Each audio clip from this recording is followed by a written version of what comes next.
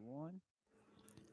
Welcome back to the Bourne Braves Baseball Network here, set for the second game of our Sunday, our Father's Day doubleheader. Jordan Palacio here with you alongside Sam Wiederhaft. And after a very ugly first game, Sam, the Braves are back here to try and salvage something of this doubleheader. Yeah, it just seemed like nothing could go right for them in that game number one, 9-0. The most runs this pitching staff has allowed all season. The one next to that was just 3 runs. So the pitching really broke down, and hitting as well. We saw their hitting woes continue. Last night seemed to be a little bit of a fluke with having 13 hits and 10 runs against Falmouth last night. Today, the first game, 2 hits, no runs. A great game pitched by the entire Firebirds pitching staff, and the hitting could not get anything going. They look to turn it around here, but certainly Orleans has the Bourne Braves number here this season so far. Yeah, it seems to be that way through 2 games. Let's go through the starting 9. Not many changes here. A.J. Lewis leads off. He's catching, followed by Jordan Lala in center field. Tanner Murray is in the 3 spot, playing shortstop. Zach Kokotzka's batting cleanup. Josh Moore in the 5 spot. Rob Henry follows him in the 6. Shea Whitcomb in the 7, Trevor Johnson in the 8, and Zach Daniels in the 9. And the starting pitcher today for the Braves, Sam, is going to be Mac Lardner. Yeah, Mac Lardner just getting signed and activated yesterday from Gonzaga. We'll see what he can bring to the table here today. He fires a first pitch strike, and we are underway at 5:47 p.m. here in Bourne, Massachusetts. Lardner working quickly there, fires this one into the dirt. The defensive alignment looks like this for the Braves. Peter Burns is catching. A.J. Curtis at first. Alika Williams moves from shortstop over to second base. He does a little flip-flop with Jimmy Glowacki, who's now at short. Cody Morissette plays third. Brandon Rivoli in left. Kyle Hess in center, and Alec Burleson in right. 1-1 pitch is in the zone for strike 2. And A.J. Lewis, who is catching instead of DHing in this game, is down 1-2. Mac Lardner is coming off a great start, 5:24 to the 24th of May. And this one is fouled off, straight back in the string. Go ahead, Sam. Against BYU, pitched 8 innings, only allowing 3 hits and 1 earned run in that start, 7 strikeouts and 1 walk. So it's been a while since he pitched. We'll see if he can knock the cobwebs out and get a good quality start today.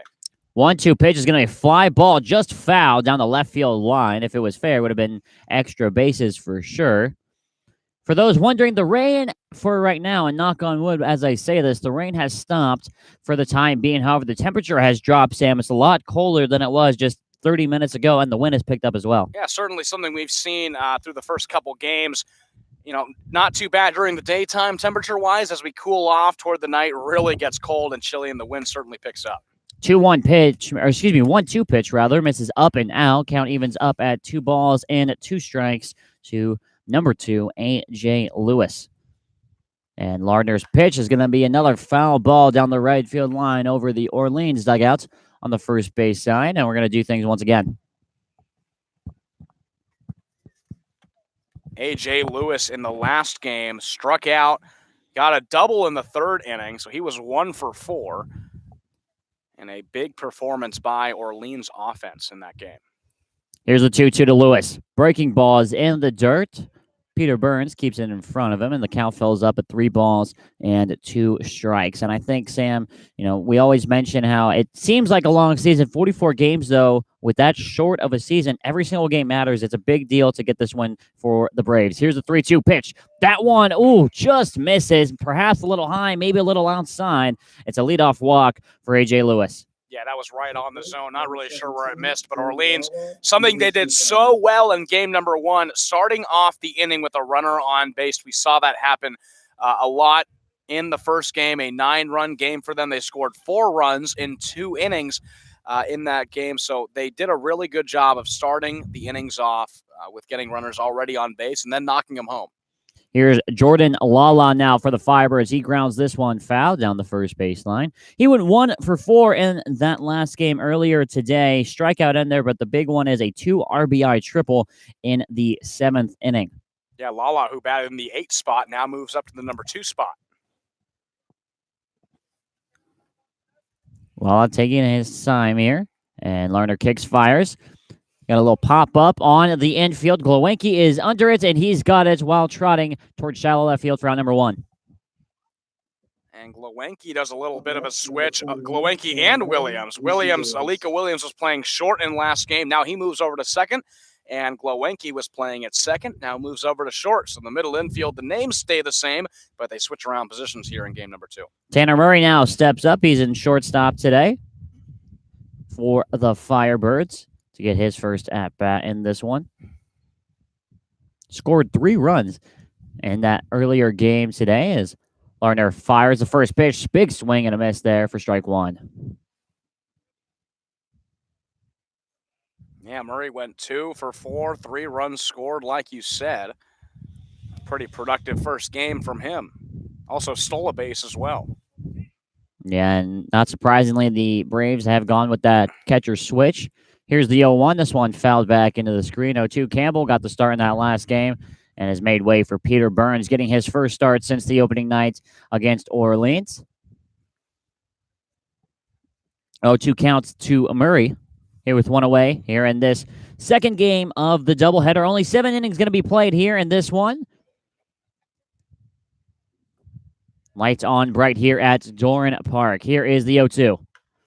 This is fouled over the first base dugout, and everybody will reset, and we'll do it once again. Something we saw a lot of in the first game, a lot of broken bats. That's something I'm really going to be wondering if that trend keeps up here tonight. And you mentioned these bats are for sale here at the souvenir shop just right below us here at Doran Park, right behind home plate. Here's the 0-2. There goes the runner, Lewis. It's a hit and run, but this one's going to be foul, and we'll do it once again here at 0-2. Kelly Nicholson with Orleans already proving to be very aggressive, has an aggressive manager style. He's sent runners going on a lot of different circumstances. There's been hit and run plays. He's shown bunt with his batters as well, so Orleans not really afraid to do anything. No, yeah, the run differential is a big tiebreaker here in the Cape Cod Baseball League, so every single run eventually does matter, especially when you're talking about only one team missing the playoffs. Here's the 0-2. This one's fouled again. What an at-bat here from Murray in the early goings. Yeah, Murray's putting together a great at-bat. He's stuck 0-2 on Lardner for a while now. He's really defended the plate, knocked a few pitches foul, and still remains in the at-bat. Lardner's going to have to switch it up here 0-2. Lardner getting his first ever start here in the Cape Cod Baseball League. And he's going to throw over to first base, keep A.J. Lewis honest. Lardner coming from Gonzaga, another southpaw, 6'4", 196. His godfather, actually, Mike Krakow, actually played 14 seasons in the big leagues and even made the All-Star game in 1986. So you could say it runs in the family. Here's the 0-2. Swung on and missed. Lardner takes care of business for the second out. Beautiful approach. Pete Burns, the catcher, set up outside. You knew where the pitch was going, and Lardner gave him the gas, blew it right by him. He couldn't catch up with it, and there's the second out of the inning. Zach Kokosko now steps in for the Firebirds, batting cleanup, and he's been one of the bright spots. And coming in today, the Orleans offense, a little questionable, but he has been a mainstay all season long. Kokosko's had a great game in game 1, 3 for 4 with a run scored. Here's the first pitch from Lardner. This one's going to be popped up in foul territory. Might land in the dugout, and it actually does. I don't think you could do that if you tried. The first pitch is fouled into the Braves dugout for strike 1.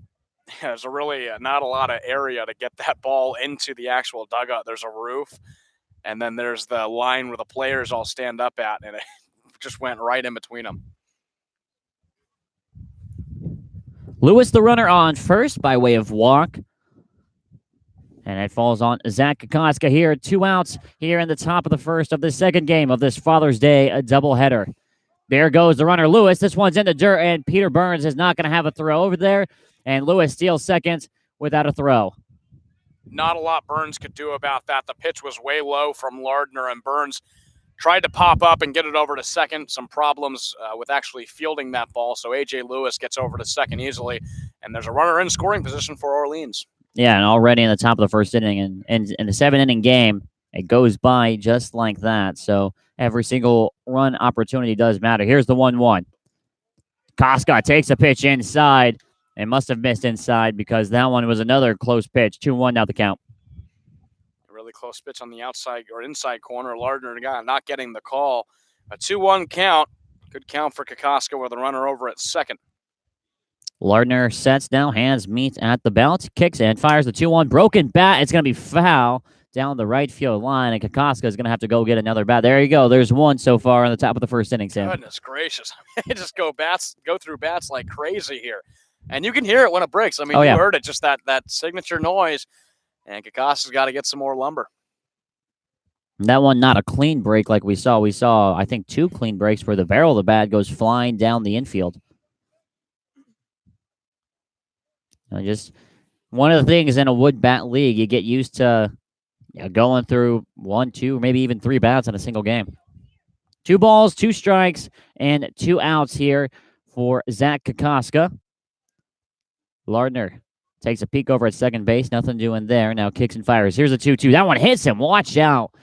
Heater gets away from Lardner, hits Kokoska right in the midsection there, and it's going to put a runner on first and second with 2 outs. And for Bourne, we saw a couple hit by pitches on Orleans in game 1. There's obviously been a struggle to find location for the Bourne pitching staff, which is something we saw them not really struggle with in the first 3 games of the season, certainly out of character. And just like there's runners on first and second with Emery coming up. Or Zamora, excuse me. Yeah, Josh Zamora, who's been a thorn in the Braves side all season long. He gets his first pitch. That one just strike right on the outside part of the plate. Good location there from Lardner to get ahead in the count. Zamora went 2 for 3 in the last game, scoring 2 runs, also reaching base on a walk as well. And of course, Zamora hit that 2-run home run opening night, which ultimately gave Orleans the win.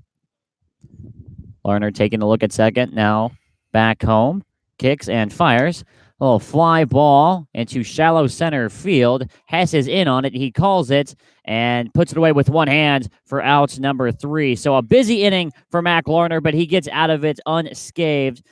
No hits, nobody scoring. 2 left on base. We're going to head into the home half of the first inning, and the Braves will get their first chance at offense. You're watching it here on the Braves Baseball Network.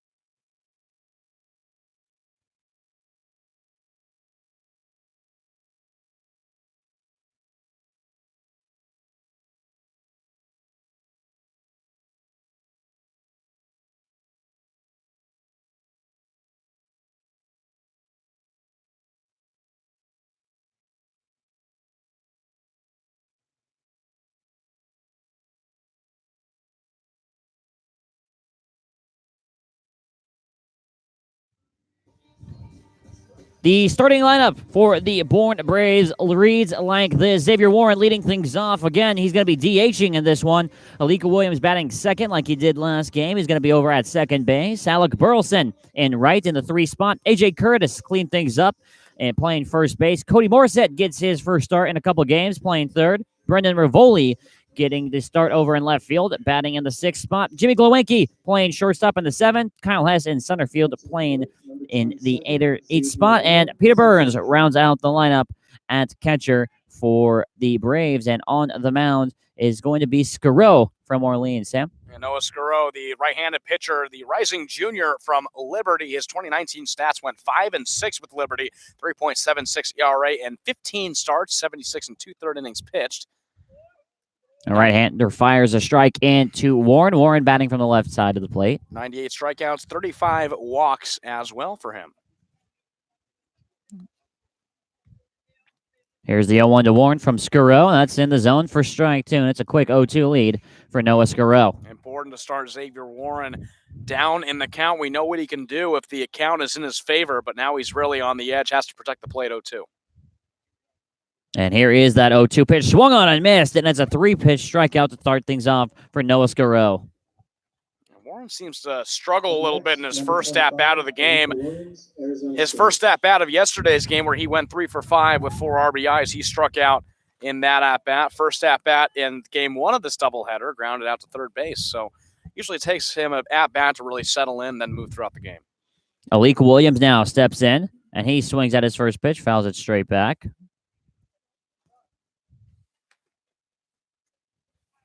Alek Williams coming from Arizona State, Sam. Yeah, getting one of the only 2 hits for the Braves in game number 1. Went 1 for 3. Scarrow kicks and fires the 0-1. That one in the dirt, just a little too low. 1-1 now the count. We saw Williams get robbed twice. Yeah. On 2 tough outs made by a right fielder and shortstop for Orleans. 1-1 pitch bounces in the dirt as well. 2-1 now the count. You know, we've said it. He's kind of the most unlucky hitter. He's hitting the ball hard. Usually it's either right at someone or the defense is making a spectacular play. Yeah, absolutely. He's gotten pretty unlucky through his first few games here in the Cape. That stuff usually comes around, though. Here's the 2-1 to Williams. Fly ball into right field. That's going to be Daniels over there. He calls it off, and he makes the catch for out number 2. 2 quick outs for Scarrow. He's moving through this lineup exactly how he wants to. And that brings up Burleson, and Burleson struggled in game number 1, went 0 for 3. Couldn't really get anything going on the batting side, but we know what he can do. What we saw from him last night was an incredible performance in his Cape Cod Baseball League debut. Burleson's first pitch, right back up the middle, but Scarrow, a reflex catch. He puts it away for the third out. Wow, what a play. A hard hit ball from Burleson right to Scarrow, right in the perfect place. All he had to do is put his glove up and squeeze. 1, 2, 3 down with the Braves. That's one of those. I think the ball might have caught Scarrow on that one instead of Scarrow catching the ball. Yeah, you're absolutely right. That was in total instincts, and he placed his glove perfectly. No runs, no hits, and nobody left on for the Braves in the home half of the first inning. We head to the second inning now. Our score still 0-0, and you're watching it here on the Bourne Braves YouTube channel.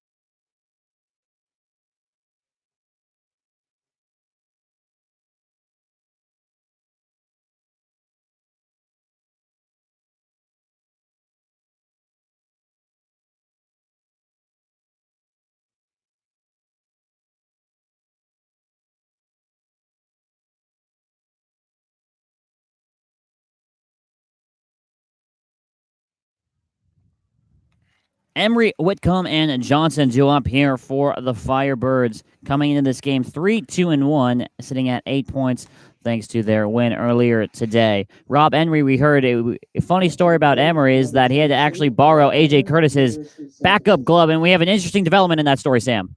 Yeah, absolutely. Apparently his glove came in. Hey! Came in from San Francisco where his head coach over there in that program told him he wouldn't be playing first base at all in this Cape Cod Baseball League.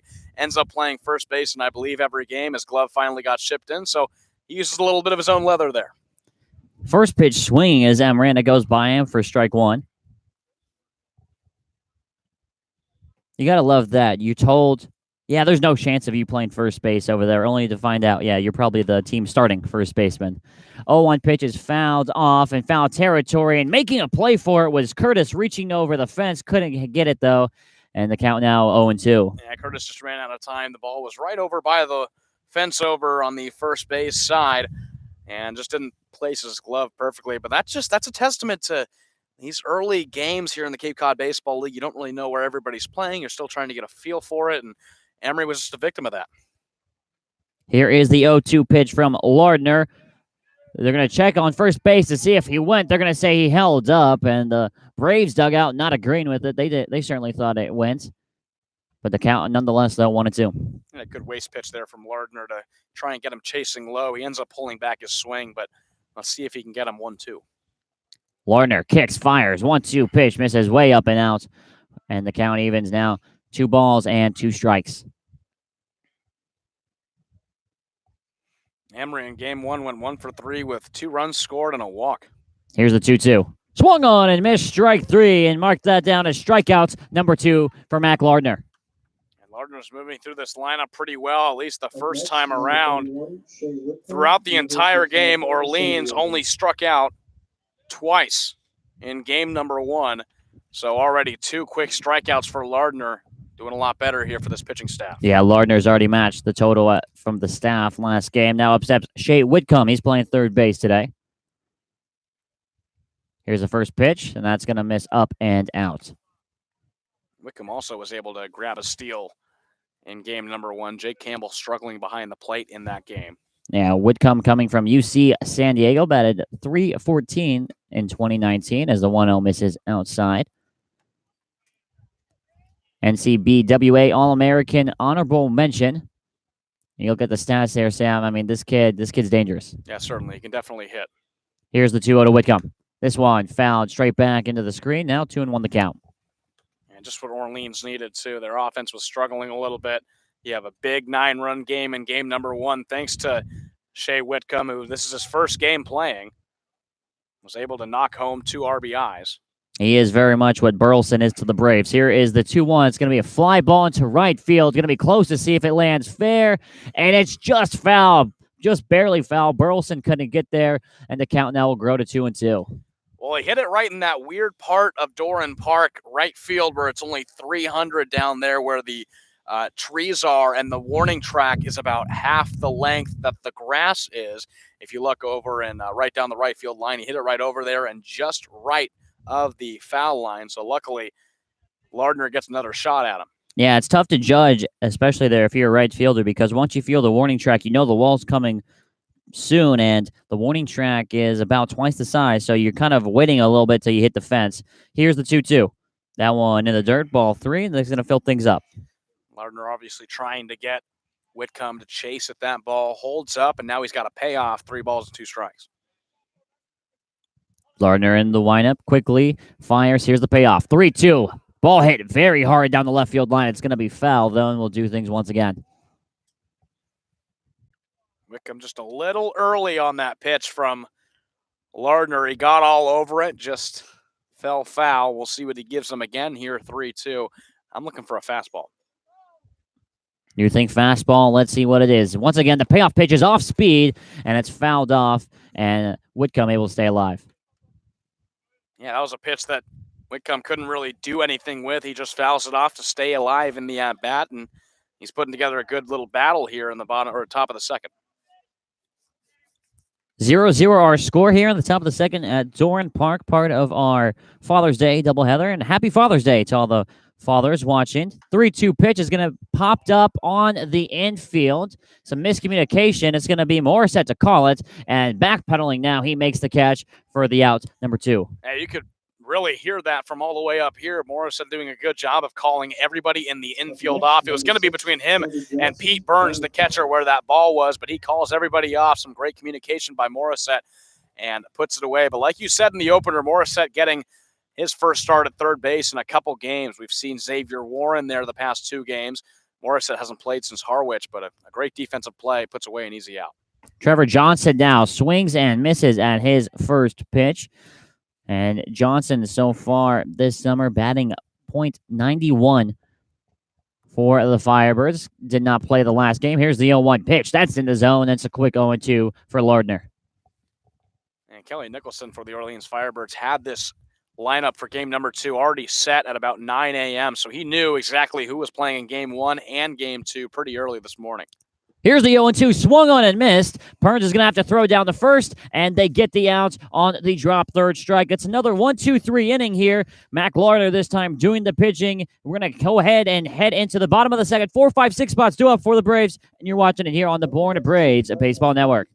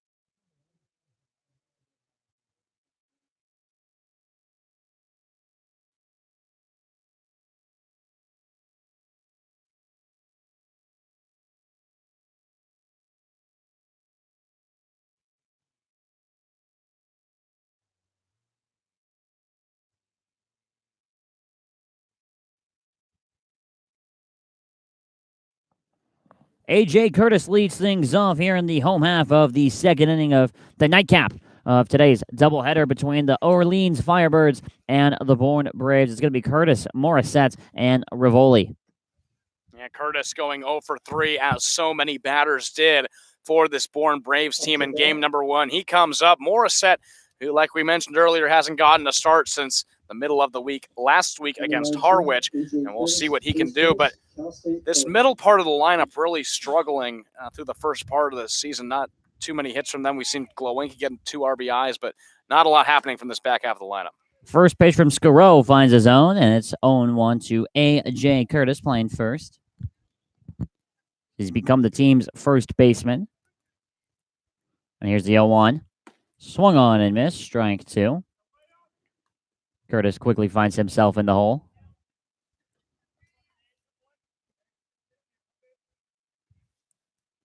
Orleans looking to sweep the Bravos here tonight on Father's Day. Here's the 0-2. Broken bat, foul ball down the right field line. At least it sounded broken. Curtis is going to hang on to it. He's looking back at the dugout. The bat kind of came out. Yeah, he's going to exchange that one. That's another one. I can't believe this. I mean, this can't happen that much in the majors. I mean, these bats are just breaking like crazy. Yeah, and Curtis was kind of deciding in his head, do I want to, do I not want to? Decides, yeah, probably best to get a new bat, and that's what he does now, down 0-2. Now, these bats aren't custom made like the major league ones are, but they're still some pretty nice. One of the only collegiate summer leagues that has chosen to move. Off the bat stays intact, though, and so does the at-bat at 0-2. Curtis, a good job at defending 0-2 by fouling a pitch off, but Noah Scaro already striking out Xavier Warren, the first batter of the game. That's going to be the key for him, is to not allow Bourne to get anybody on base with no outs. 0-2 is a curveball, swung and missed by Curtis, almost falling down to a knee, and it's a quick out number 1 for the Firebirds. That tied Curtis up. You see him falling down to the knee, a very half-hearted swing, not the typical swing we're used to seeing from Curtis, and he goes down on a nasty curveball from Scaro. That's his second strikeout of the evening. Cody Morissette now for the Bourne Braves steps in, getting his first start over at third base since, like you mentioned, Sampson's last Wednesday, and he looks at strike 1 on the outer half of the plate. Morissette from Boston College coming into the game 0 for 7 with 5 strikeouts. He reached an error the one time he got on base, and he was later caught stealing. 0-1 is fouled off, and quickly Morissette is 0-2. He's coming off a tough game against Harwich. He went 0 for 4 on that Wednesday game with 3 strikeouts. So looking for a bounce-back performance here in the second game of the doubleheader. Scaro shaking off a couple signs. Kicks and fires the 0-2. It's a high fastball, and Morissette chases after it, and it's a 3-pitch strikeout for Morissette. Well, he's been working that fastball. He got A.J. Curtis on the off-speed pitch, now turns it up to Cody Morissette and shows him the heat. He had no chance at that high fastball. That's 2 quick strikeouts in the inning. Now, Brendan Rivoli stepping in for the Braves. He gets his first pitch, and that's a strike on the outer half of the plate, and Curtis, the catcher back there, doing a nice job. Or excuse me, Lewis, rather, doing a nice job of framing that up. It looked like a little outside from here. Yeah, solid job at framing. Rivoli comes into this at-bat 0 for 11 with 4 strikeouts in the season. 0-1 fouled off, and just like Morissette, Rivoli finds himself 0-2 rather fast. Rivoli played in that 13-hit, 10-run performance last night against Falmouth. 0 for 4 in that game, reached on a walk. Yeah, arguably beat out an infield single, was called out, though, so just when it's not going your way, it really doesn't go your way. The 0-2 is fouled down the left field line, and Rivoli stays alive for another at-bat, pitch in the at-bat. You see the lefty Rivoli fouling off a few pitches down the third base line. Can tell he's certainly late on that fastball coming from Noah Scaro. He's really waving it by. Fastball's going to be tough for Bourne to catch up to all game. Here is the 0-2 from Scaro. They tried to get Rivoli to chase. He thought about it, decided to keep it back, and the count now 1-2.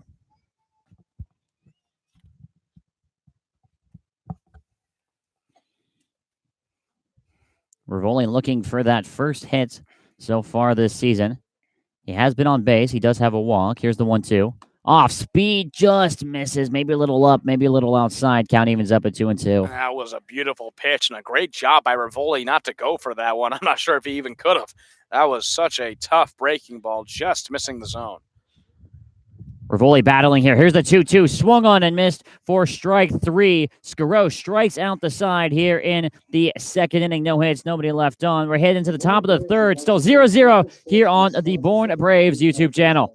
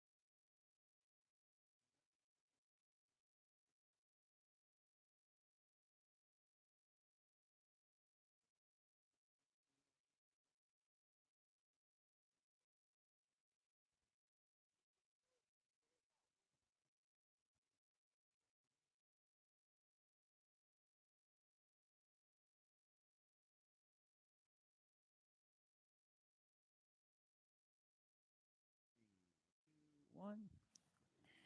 9-1-2 spots due up for the Firebirds. Here's Zach Daniels, AJ Lewis, and Jordan Lala. And here, and Sam, you and I were talking in the break there. Don't look now, but we're about pretty much halfway through this game. Well, that's a big difference from the first game. Now, we know Orleans really turned it up in the later part of that game, scoring 4 runs in the top of the fourth, 1 in the top of the fifth, and 4 in the top of the seventh. But, yeah, it's certainly been a pitcher's duel so far, and when that happens, you get a quick game. Especially when the game is shortened like this one is as well. Only going to be playing 7 innings thanks to the doubleheader here. Zach Daniels gets his first pitch, and that's in the zone, strike 1. Daniels over in right field today.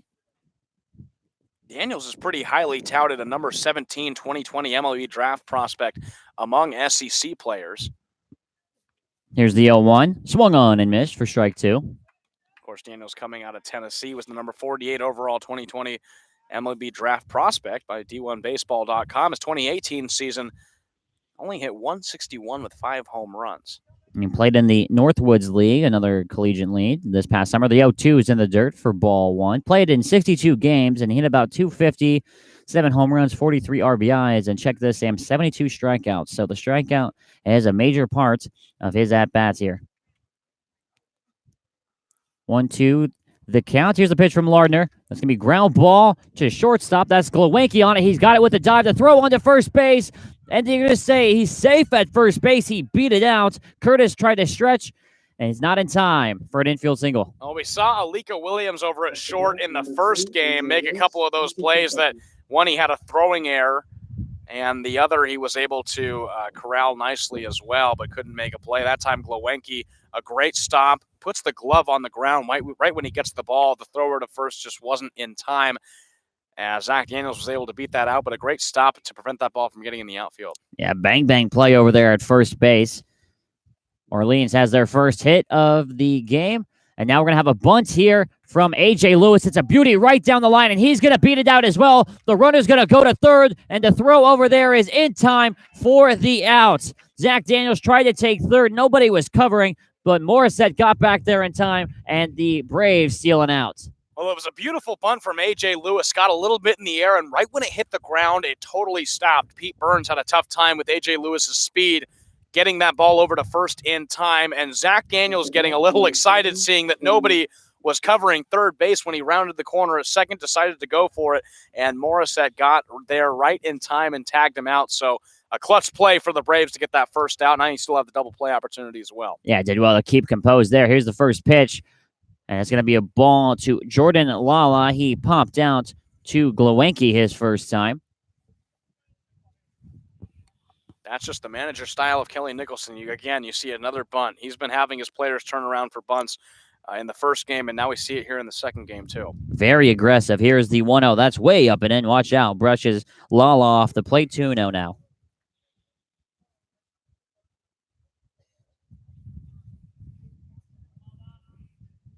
Jordan Lala coming from the U, Miami University. And he gets his 2-0 pitch from Lardner. That is a strike on the outer half of the plate. Pete Burns framing it up there for the home plate umpire. Yeah, great frame by Burns and a good pitch from Mac Lardner to get a strike in this at bat. You better believe he's looking for a double play ball. Glowenke at short. Lika Williams over at second. When picking up a little bit, Lardner's going to throw over to first base just to keep Lewis honest. Lewis already has a stolen base so far today. And I'm not talking about the last game. I mean in the top of the first inning. Yeah, these Firebirds have been running on the Braves all day. I'd look for it here. Lardner steps off. Everyone has a breath. And we're going to reset now. 2 balls, 1 strike with 1 out here. Lewis, the runner at first base. 0-0 our score here in the top of the third. 2-1 pitch. Fouled off of Lala's foot. And that evens the count at 2-2.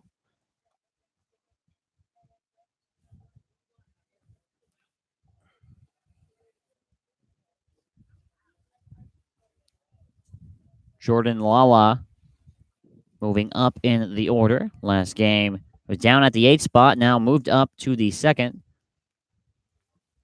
Has a chance here to get the offense moving for Orleans. 2 balls and 2 strikes. Here's the pitch. It's outside. They're going to have a pickoff throw. And Curtis using all of that height to get the throw from Peter Burns, or else that would have been in the right field corner. Well, that's a great play from A.J. Curtis. That's obviously not going to be in the stat sheet, but he just saved A.J. Lewis from going anywhere. A great jump from Curtis over at first. He snags that one on the overthrow from Pete Burns, and a great play from A.J. Curtis to keep Lewis over at first. 3 balls, 2 strikes. Lewis stays at home. Fly ball on the foul territory down the first base side. Now drifting fair. Curtis moving over, has to get it, and he does for the second out. He moved about 30 feet there to catch that ball. Well, that ball is moving in the direction that the wind pattern is moving. It's moving in from right field, and that's exactly where that ball, it was in foul territory. You saw Curtis kind of lining up there and then crossing the foul line over into fair play, getting that ball right before first base. A little bit of movement, but he's able to track it down for the second out. And about 15-mile-an-hour winds right now here in Bourne. And up steps Tanner Murray. He struck out his first time. And gets his first pitch from Lardner, and it's swung on and missed up high for strike 1.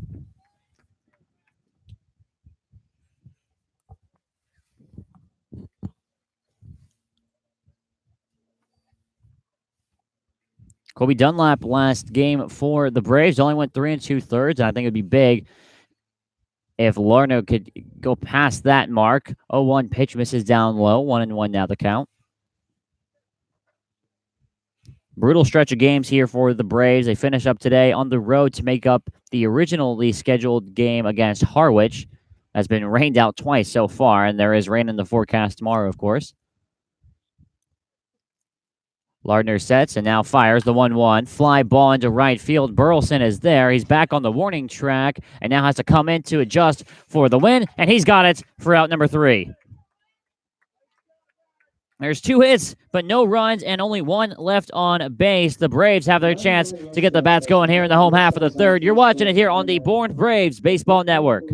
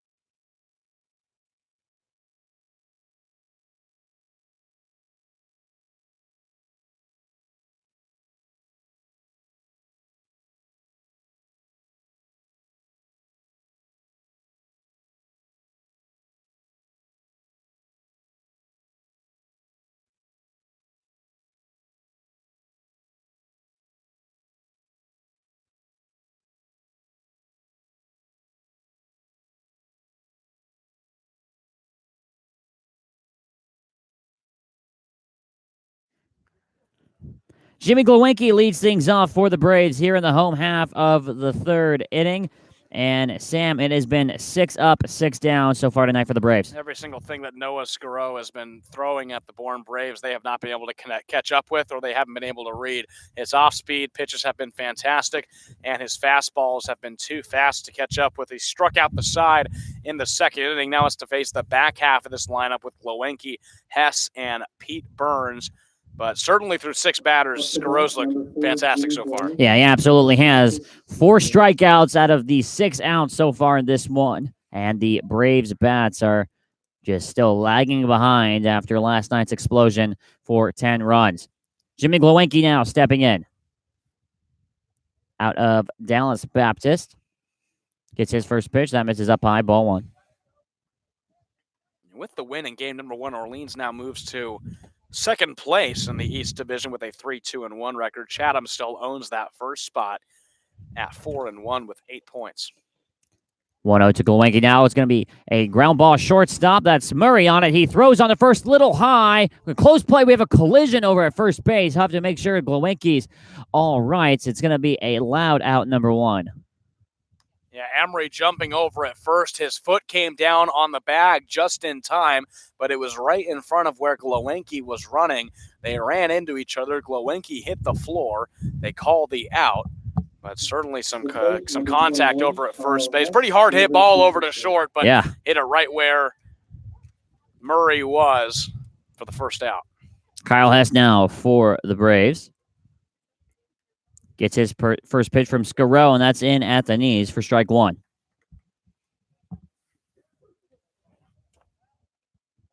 Hess is another player that's struggling too. 1 for 10 on the season with 4 strikeouts. 0-1 pitch misses outside, evens things up at 1-1. Yeah, Kyle Hess batting 1 for 10 so far this season. Played last night against Falmouth, went 0 for 4, and 2 strikeouts in there as well. Here is the 1-1. Breaking ball, swung on and missed. Nice pitch there from Scaro, 1-2 now. Yeah, absolutely. Like I said in the beginning of the inning, his off-speed pitches have been fantastic, and Bourne has been fooled by it every single time. Here's the 1-2 to Hess. Foul ball, and that hits Hess, and we're going to have to reset here and do things again at 1-2. Hess coming from Pitt. He batted around 250 last season. 2 home runs, 33 RBIs for him. Looking to heat it up here in the Summer League. Here's the 1-2. Swung on and missed. Pitch in the dirt. Lewis is going to have to make the throw down to first.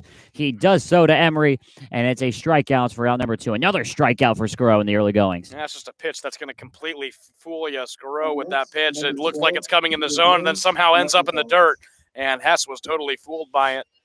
Swung at it as it bounced in the dirt. It was a drop third, but no chance. Hess has it that one. Scaro is rolling through this first part of the lineup. Peter Burns now for the Braves steps in, the lefty. His first pitch down and in, ball 1. He's 0 for 2 on the season. Played the opener against Orleans, and that's been it. He's got a strikeout in those 2 at-bats. First pitch missed down and in. Here's the 1-0. That one up high, and it seems like for the first time, Sam, a batter has a lead against Scaro. Yeah, this is certainly different and definitely an opportunity for Pete Burns as well to try and get on base and get a little spark going here in the bottom of the third. Here's the 2-0 to Burns. That one finds a zone, and Scaro steals a strike there. 2-1 now the count, and Kelly Nicholson was telling the guys up in the press box that he was planning on using 3 arms today, and I just don't see how you could take Scaro out of this game. Here's the 2-1. That one misses down and in 3-1 now. Yeah, absolutely. The way he's rolling right now, and the big thing he's doing is keeping his pitch count low as well. Yeah. Through a lot of these at-bats, no really battles from the Bourne players. He's been able to get through this first lineup, the first 9 batters he's seen, extremely well. Here's the 3-1 to Burns. That one misses up high, and the Braves have their first base runner of this one. Peter Burns walks on 5 pitches. Well, there you go. That's all you need to do. Burns didn't really see too many pitches in that at-bat. Took a 3-1 pitch and waited for it to miss out of the zone, so they get a runner on with Xavier Warren coming up. A little bit of a good situation for the Braves with one of your best hitters coming up. Yeah, Xavier Warren waiting to explode like he did against Falmouth. Burns, the runner over there at first, getting on base for the first time. Squirrel working out of the stretch also for the first time. He throws another ball to Warren. That misses high, 1-0.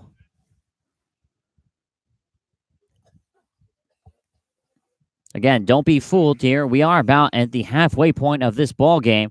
Here in the bottom of the third, only going to be 7 innings played.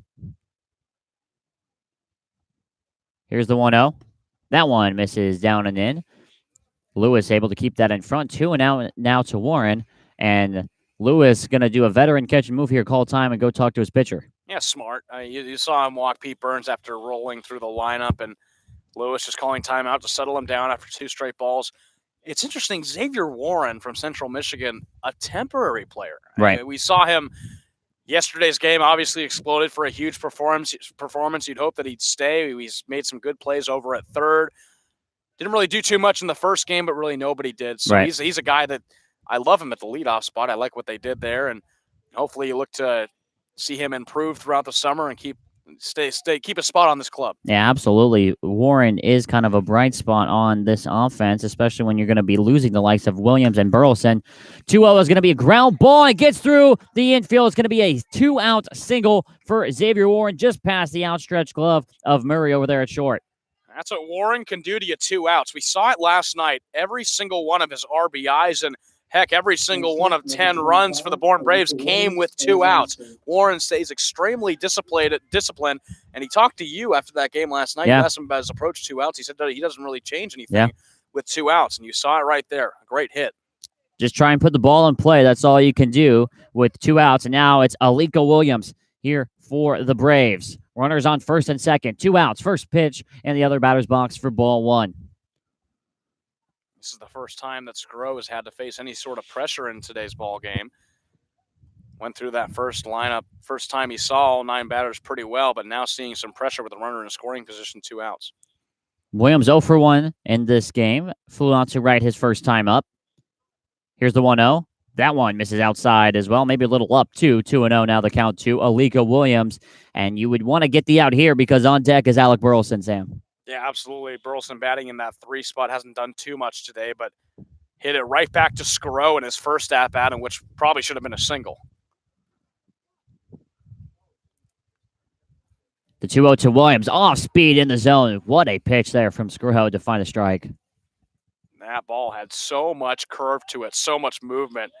There's no way Alika Williams could get any sort of contact on that pitch. A great strike to get back in the at-bat for Sgro. Yeah, absolutely. Stealing a strike there with the breaking ball. Sgro sets, hands meet at the belt, takes a peek over at second base, and fires a 2-1. Williams fouls it off down the right field line, and the count evens up at 2 balls and 2 strikes. He's backed Williams up to a 2-strike count. Still 2 runners on, but Williams has to defend the plate with 2 strikes in this at-bat. He's still looking to put something in play, though. Outfield shifted over to the right side against Williams. Big hole over down the left field line. Here's the 2-2 to Williams. That one misses just a little bit low, and the count fills up at 3-2. And now a base hit for sure is scoring 1, and depending on the placement, might score Warren as well. Yeah, runners get a head start with a 3-2 count, 2 outs. They'll both be stealing, so Williams definitely looking to put something into the outfield, get a hit, and possibly get 2 runs home. Here's the opportunity for the Braves. Here's the payoff pitch. 3-2, and it misses way outside. Alika Williams walks, and the bases are loaded for Alec Burleson. That was a pitch that just wasn't going to get any part of the zone. It didn't have a chance, went way outside. Now time is called to go talk to Sgro. It's always that second time around the lineup. The Braves kind of settle in. They know what Sgro has, and Williams did a great job working that at-bat to 3-2 and drawing the walk. But certainly some struggles. You would never think we would have seen that in the first 2 innings that Sgro was throwing. No, I mean, you're talking about a strike out the side, 4 strikeouts in 2 innings, and now finding himself in a little bit of danger, especially going up against a very dangerous Alec Burleson. The bullpen for the Firebirds right now is all quiet. Nobody warming up, nobody even moving around right now as the meeting is broken up, and we're ready to go here in the bottom of the third. Bases are juiced. Burns, the runner at third, Warren at second, and Williams over at first base for Alec Burleson, who's playing his 3rd game of this Cape season. Made his debut last night at Falmouth, went 2 for 3, couple RBIs, and he gets his first pitch here from Scaro. That one in the zone, right at the knees for strike one. We'll see what Scaro can give him. He has to be careful. You know what Alec Burleson can do. Here's the 0-1. That one fouled off. Burleson hit it hard, but foul, and he is quickly behind here 0-2. Burleson, 9 home runs for East Carolina during their season, a .373 batting average with 61 runs batted in. Dangerous hitter. 0-2 pitch misses outside. Lewis can't glove it, but he keeps it somewhat in front of him, and the runners will stay put where they are. Good pitch there by Scaro, looking outside on the fastball, trying to get Burleson to chase. He doesn't. But a solid pitch to try and get the strikeout. Scaro in the windup here with the bases loaded. The 1-2. That one's inside. It gets past Lewis. It takes a bounce off the backstop, and a run comes in to score. Peter Burns scoring on the wild pitch. Scaro did not cover the plate in time. The Orleans Firebirds got a very favorable bounce off the backstop, but nothing doing there, and the Braves are on the board 1-0. Yeah, that was a great bounce off the backstop right back to A.J. Lewis. The problem was Scaro didn't get to the plate in time, and sneaking in was Pete Burns to get the first run of the entire day for the Braves. They go up 1-0. Burleson's still at the plate with a 2-2 count. Yeah, runners move up 90 feet all around, so runners on second and third. Here's the 2-2 to Burleson, and he grounds it foul down the first base line, and will do things once again. That's a big sigh of relief right there if you're the Braves. Have not scored a run all day, and it's nice just to kind of get the monkey off your shoulders, if you will, and get on the board. Yeah, absolutely, especially the way that they did, loading up the bases with 2 outs. Here's a 2-2 to Burleson. That one misses down and in, and once again, the count fills up at 3-2. That's back-to-back batters that have worked these at-bats to 3 balls and 2 strikes, but the 2-out discipline by the Braves has been really impressive so far through last night's game and today. Burleson with a great opportunity to get a couple more runs home. Here's the payoff pitch to Alec Burleson. Line drive off of Scaro's foot. It's going to be picked up by Zamora. The throw on to first is in time. So the Firebirds stealing out there. Burleson, 2 line drives right back up the middle. One caught by Scaro. This one off his foot. And they get out of the inning rather unscathed. But the Bourne Braves still get on the board. We head into the top of the 4th inning. Bourne 1, Orleans 0.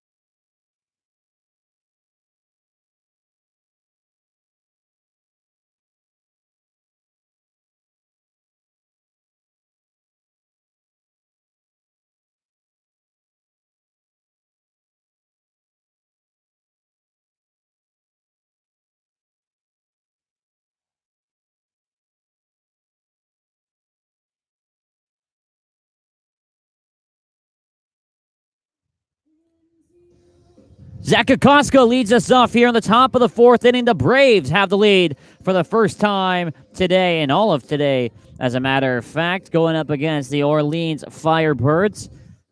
And right now in the bullpen, Joshua Culver getting a little bit loose, but right now, Mac Larner's looked good through 3 innings. Yeah, absolutely. He's only given up 2 hits, no runs for the Orleans Firebirds that was on fire in the last game.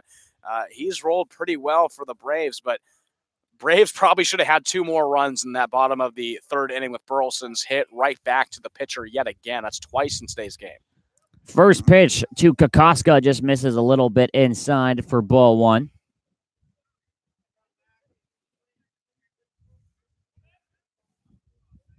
Here's the 1-0. That one's in the zone. It caught the outer half of the plate. Painted the black beautifully there. 1 ball, 1 strike to Kokoska. Kokoska was hit by a pitch back in the 1st inning. That's how he reached base. Here's the 1-1. That one bounced a good 2 feet before the plate. And it's a measly ball 2 there for the 2-1 count.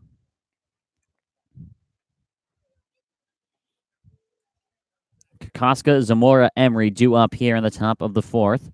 2-1 pitch, swung on and missed. There's a big swing from Kokoska, evens things up at 2-2.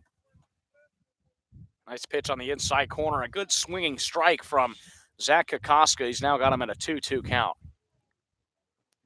Here's the 2-2 pitch. That one way outside. Emery has to scoot over into the other batter's box to hang on, and the count fills up at 3-2. 3 times in this game, Mac Lardner has started off the inning with a hit or just a runner from Orleans to start off the inning.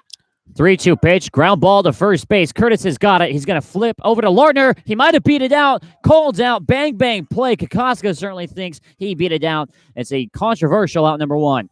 Well, I think there was a little bit of confusion over on the first base side. Curtis fielded it and was running over to the base to try and cover it with Lardner coming in. Lardner wasn't really going at a full sprint, which caused it to be such a close play, but it was a choppy ground ball that took a while to get to Curtis over at first. A close play over at the bag, but they get the first out. Yeah, I think Lardner thought that Curtis was going to take it himself. He was kind of in that position and was surprised that he actually flipped it to him. Zamora here for the Firebirds takes a first pitch strike down at the knees. That just speaks to these players still getting used to each other. Lardner was activated and signed yesterday. So still learning each other's playing styles to gel together as a team.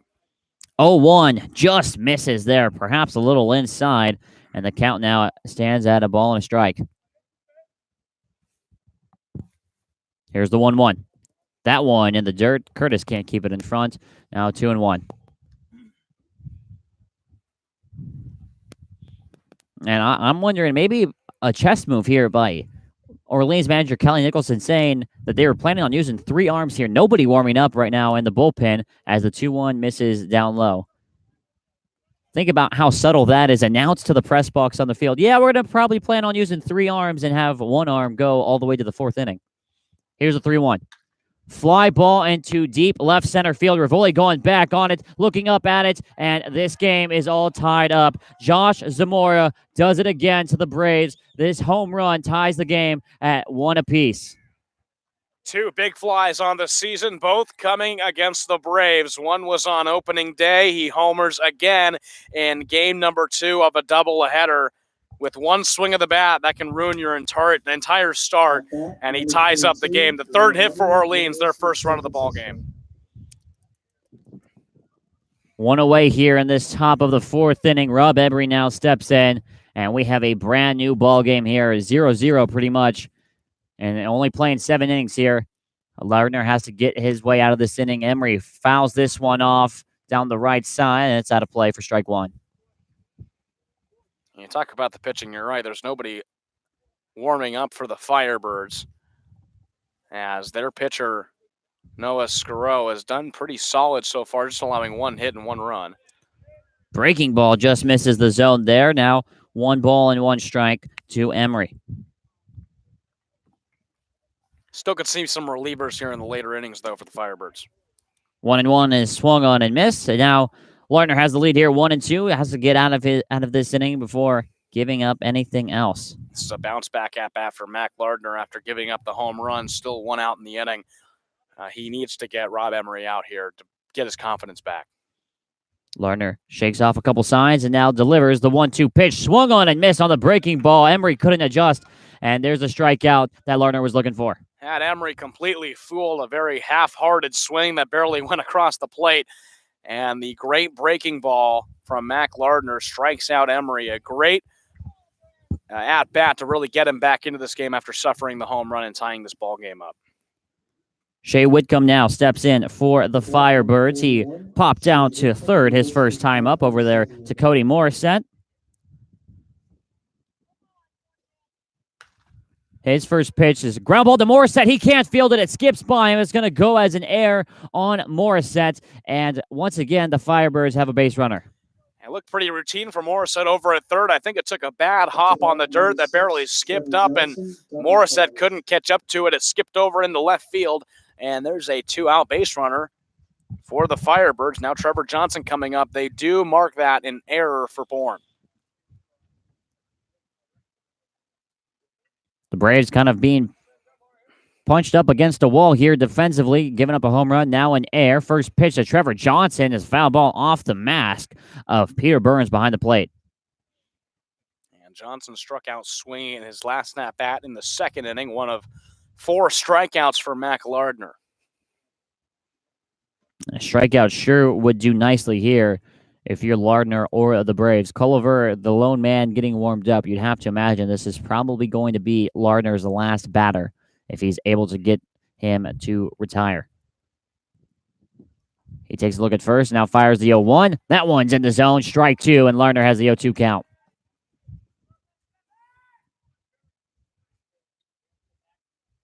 One our score here on the top of the 4th inning between the Firebirds and the Braves here in the nightcap of today's Father's Day doubleheader.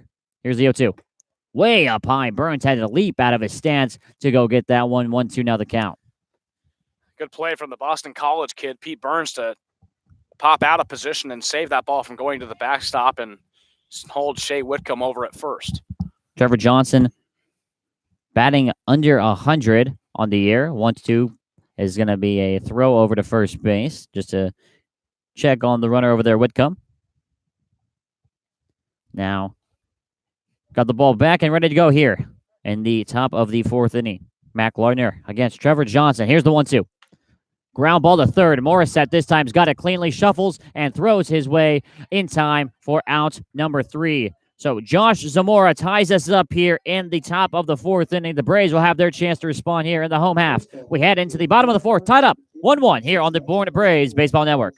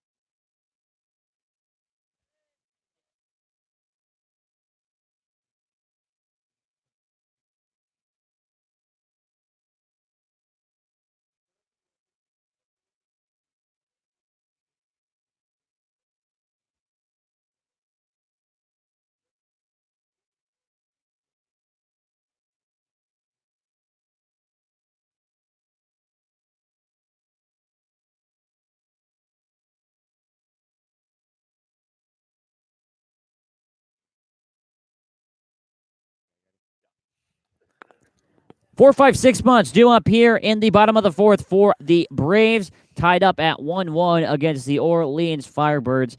And it's been more of the same, offensively speaking. That game against Falmouth, you mentioned it in the open, Sam, kind of looking like a fluke right now. Yeah, certainly. And we saw the first 2 games. Bats really couldn't heat up. 7 combined hits through those 2 games. 2 hits in the first game today. Now A.J. Curtis comes up to try and get some sort of offensive spark going. Right now, just 1 run in through 3 complete innings, but certainly looking for a little more here as we approach the later innings in just a 7-inning game. Yeah, and only 1 hit, too. So 3 combined hits all day so far for the Bravos. Here's Curtis's first pitch from Scarrow. It's fouled off down the right field line. 0-1 the count. Curtis is 0 for 1 today with a strikeout swing on 3 straight pitches. So Scarrow really fooled him earlier on. And he fooled that whole middle part of the lineup with Morissette and Rivoli striking out the side in that inning. Here's the 0-1. That one just misses, and that's one of those ones that earlier in the game might have been called a strike. This one, a little too outside, though, 1-1. Yeah, that outside corner's been a little hit or miss. That time, Curtis gets the call in his favor. Here's the 1-1 pitch. With a little flare into right field, and it's past the diving Daniels. Curtis will get extra bases. He rounds first, maybe thinking about third, and there he goes. He's going to be into third, standing up. A stand-up triple to kick off this 4th inning for the Braves. Well, over in right field, for the Firebirds, Zach Daniels trying to make a play that really just wasn't there. It probably was a little smarter to just play that ball on 1 hop, but he tries to go for the dive, and instead of a single, that's now a triple for A.J. Curtis. He races on over to third, and now with no outs in the inning, Cody Morissette now steps up with a great RBI opportunity with Curtis 90 feet away. And what a big confidence boost this would be for Cody Morissette. came into the game 0 for 7. Now is 0 for 8 with 6 strikeouts. The infield now coming in on the grass. And that play Daniels made very similar, almost identical to the play that Bridges made earlier in that first game. First pitch to Morissette. Fly ball. It's going to be fouled down the left field line. 0-1 to count.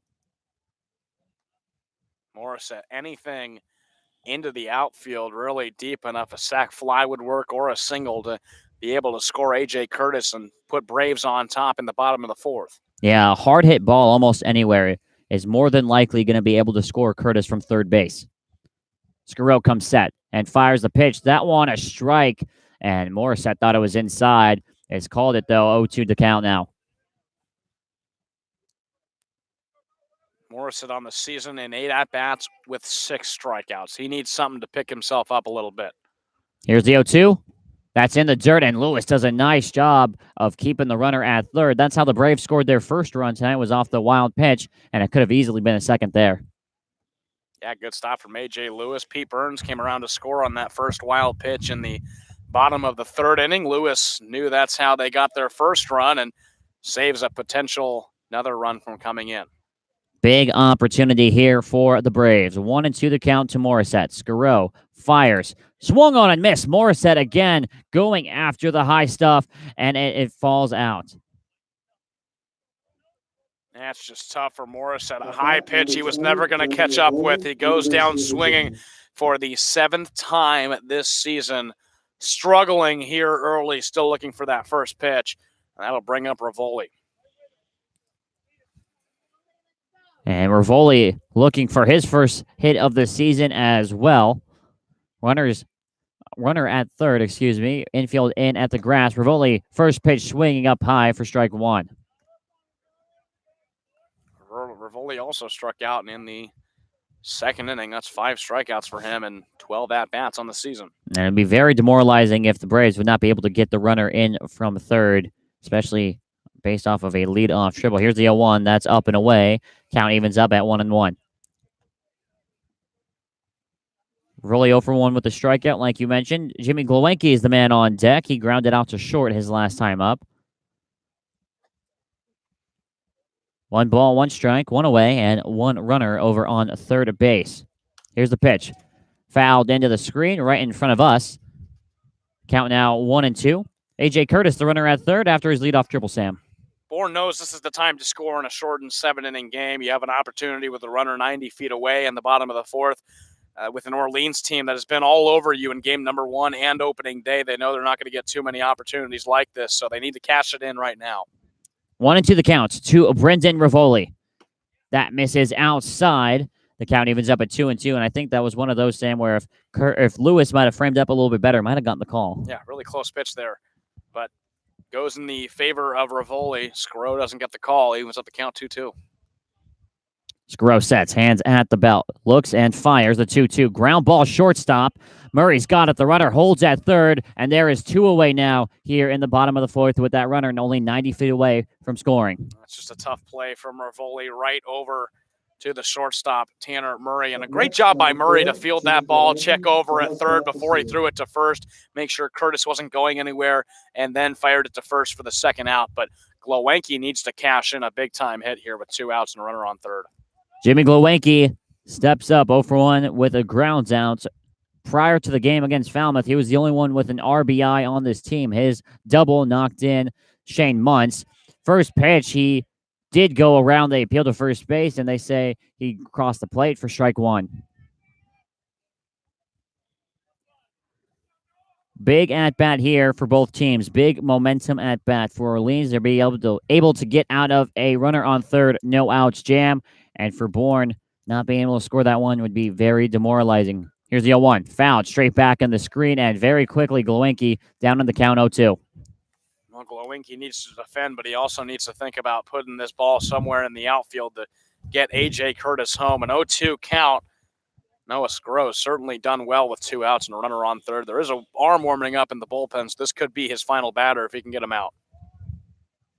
No balls on 2 strikes. Here's a pitch to Glowinski, and it misses down and outside. 1-2 now the count. Glowinski with 2 RBIs already in this season. Got both those RBIs in the Harwich game. Didn't do too much last night or in the first game as well. Here's the 1-2. Gonna be fouled down the right field line, and we'll stay here. Joshua Culliver, the man warming up in the Braves bullpen, most likely going to be coming in this inning, you'd think, based on how long he's been warming up for. 1-2 to Jimmy Glowinski out of Dallas Baptist. Here's the pitch. That one misses up and in. Count fills up at 2-2, and Scarrow wanted that pitch badly, Sam. Yeah, he absolutely did. It was a little too high, I believe, just underneath the shoulders of Glowinski, but that was a nasty pitch. He just missed his location by just a few centimeters, it looked like, but the count's still 2-2. The runner on third is A.J. Curtis. He led off the inning with the triple. He has been kept 90 feet away. Here's the 2-2. That one finds a zone. Glowinski goes down looking, and the Braves strand the runner. He got on third with nobody out, and they can't get him in. We head into the top of the fifth. We're still tied up 1-1 here, and you're watching it on the Bourne Braves Baseball Network.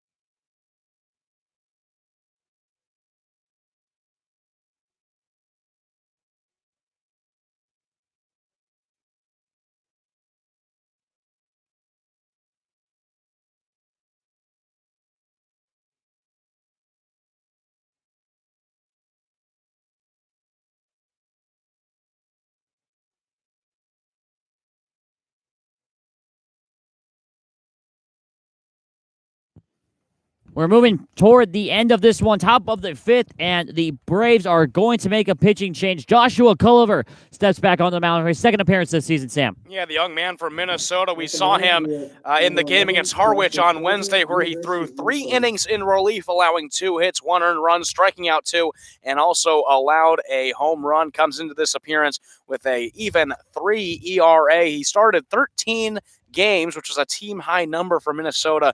Last season went 3-4, 4.64 ERA, pitching 64 innings and striking out 51. So he now comes in relief of Mac Lardner, who threw 4 pretty nice innings, only allowing 3 hits and 1 earned run, striking out 4. Yeah, good start there from Lardner in this shortened game.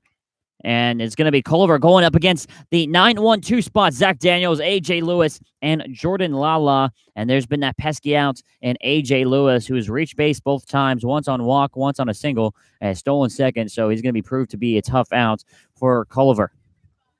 Yeah, he's definitely a tough out. And what was the first game where he got a double in the third one, 1 for 4 there. And now he's really turned it up in this second game, 1 for 1 with a walk, like you said. He's got to take care of Daniels, then moves to Lewis and Jordan Lala. 9-1-2 for Culliver to face.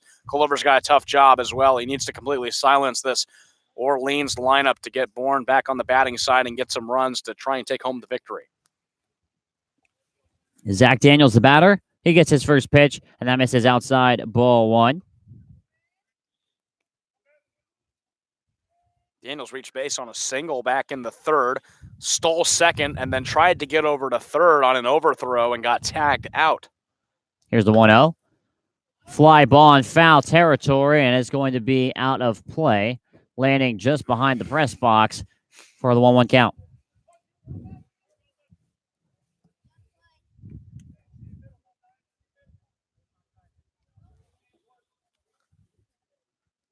Zach Daniels gets his 1-1 pitch from Culliver. That one misses up high. 2-1 to count. And for Culliver here in this game, this is pretty much the equivalent of the top of the 7th inning. So moving through the final frames here. Here's a 2-1. Yeah, it looks like he went around, and he is called for going around. 2-2 now the pitch on the failed check swing. Nice fastball from Culliver on the outside corner. He's able to get Daniels on the check swing, really ties him up, and now he's got him 2-2. And Culliver also needs to work on not allowing any Firebirds to reach base early in the innings with no outs. Here's the 2-2. That one just misses a little bit low. The count now grows full 3-2. Definitely the last thing you want to do coming into a game is give up a lead-off walk. That's what Culliver is going to be trying to avoid here. Here's the payoff pitch. 3-2. Swung on and missed. Strike three, rather. He got him for the first outs. A great 3-2 pitch from Culliver. A 3-2 count is always the toughest for a pitcher and a hitter, but he gets him on the smoke on the outside corner. Starts out the inning right with a strikeout. Now he's got to face the top two batters in this lineup. A.J. Lewis, 1-for-1 with a walk, has stolen a base as well, and gets his first pitch from Lewis. That is down low. Ball on. I'll tell you, Sam, when's the last time you saw a catcher bet in the leadoff spot? Wow. Oh, I don't know if I've ever seen it. I know. It's certainly not common. That's for sure. That's exactly what Lewis is doing here today. Played DH last game and now is catching. Fly ball into left field. Rivoli is back on it, now coming in thanks to the win, and he catches it and puts it away for the second out.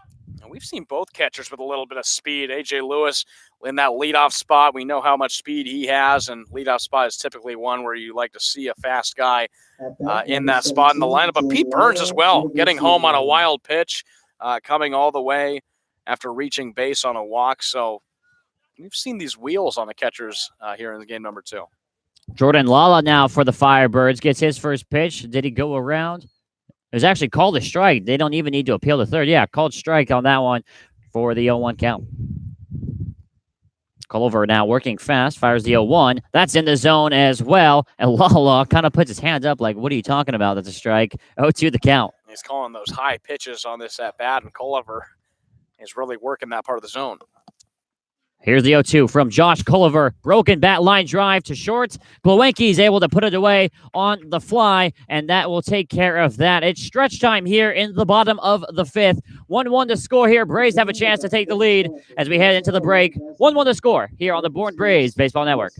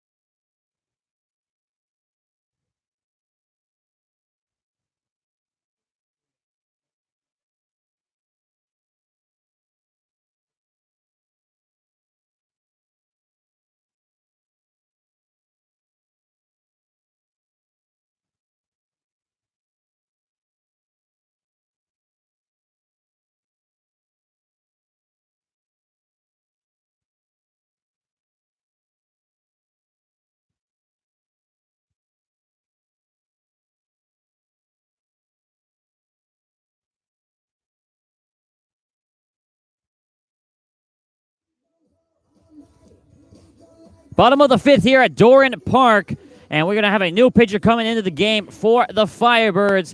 Coming from St. Mary's in California, it's Michael Hobbs, Sam. Yeah, Noah Scuro comes out after 4 innings pitched, allowing 2 hits, an earned run, striking out 7. He did a great job of that through this Bourne Braves lineup. But Michael Hobbs, the right-handed pitcher, comes in, the rising junior, 6'3", 215, out of St. Mary's. Comes into this game. His 2018 stats, he had 23 games with 1 start, went 3-3, a 4.24 ERA, and actually collected 11 saves in that season.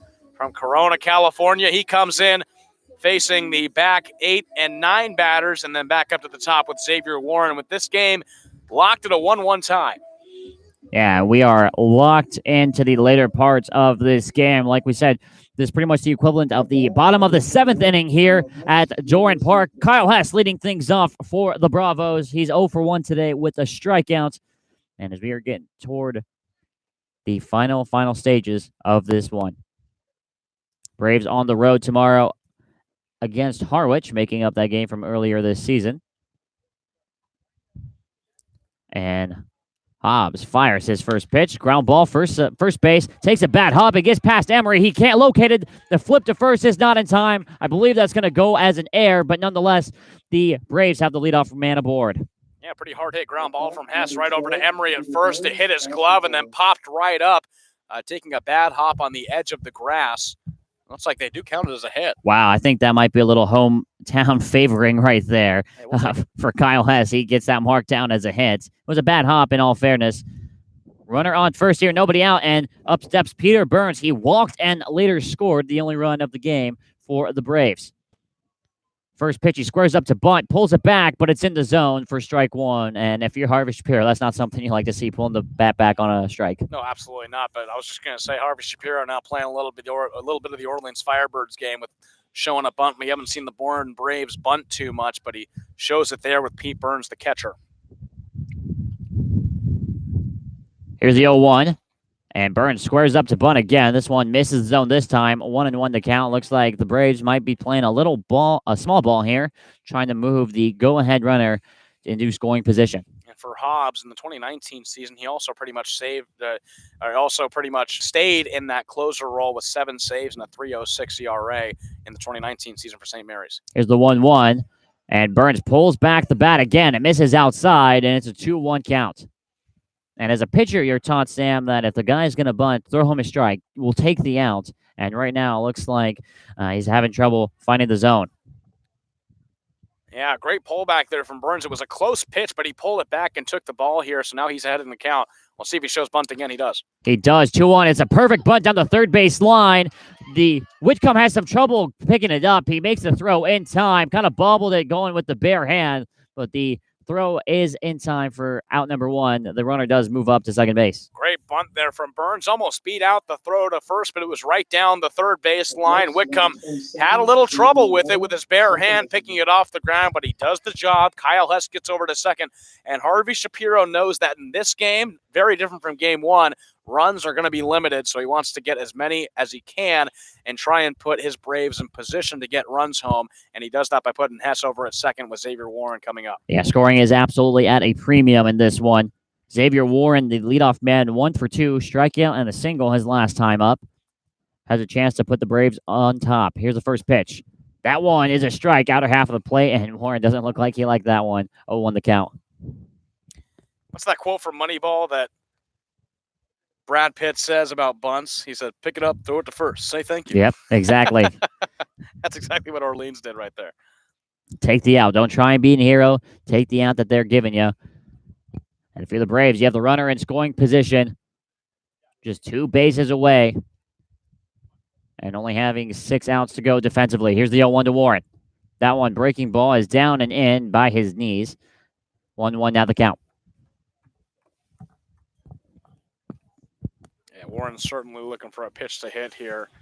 Hobbs is going to be a little careful. Warren got on by a single back in the 3rd inning and moved himself all the way over to 3rd on the base pass. Here's the 1-1 to Warren. That one just misses.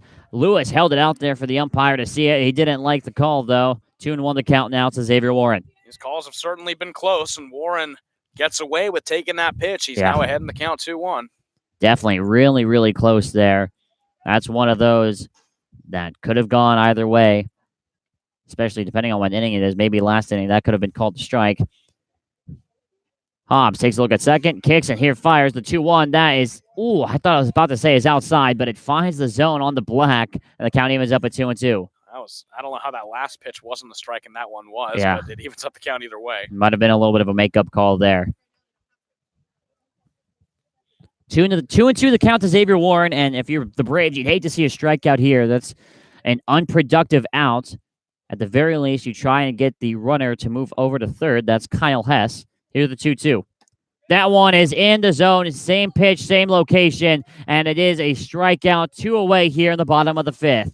Oh, I think Xavier Warren knew that too. He watched that pitch all the way in and kind of rested his shoulders after and expressed his displeasure with that called strike 3. But he goes down, second out of the inning. Still a runner over on second, just like the last inning where they had Curtis over at third. Now have Hess over at second. Haven't done anything with it. Now it's Alika Williams to bat here to try and put the Braves on top. Runner on second is Kyle Hess. Here's the pitch from Hobbs. Yes, he went around on the check swing, and it's in there for strike 1. Alika is 0 for 1. He flew out to right his first time, and then he walked his second. Man on deck is Alec Burleson, who's challenging Alika for the most unlucky on the team. Hobbs sets now. Hands meet at the belt. He takes a look over at Hess. Nobody covering. Here's the 0-1. Breaking ball misses way outside, and the count evens up at 1-1. Yeah, Burleson hit 2 hard hit balls right back to the pitcher, which Squirrel was able to catch one line drive and then hit one off the end of his foot over to second base. So with a new pitcher in there, Michael Hobbs, we'll see if he gets the same treatment. Yeah. Or maybe not. Hobbs very deliberately kicks the leg, fires the 1-1 pitch. It's fouled down the right field line and will land out of play, and Alika Williams falls behind 1-2. Michael Hobbs certainly has the upper hand. Runner over at second. Braves have not been able to cash that in, and Williams has to defend the plate, but also try and put a ground ball into the outfield to try and get Burns home, or check that Hess home. 1-2 the count. 1-1 the score. Here's the pitch to Williams. That's inside, brushes him off the plate, and the count evens up at 2-2.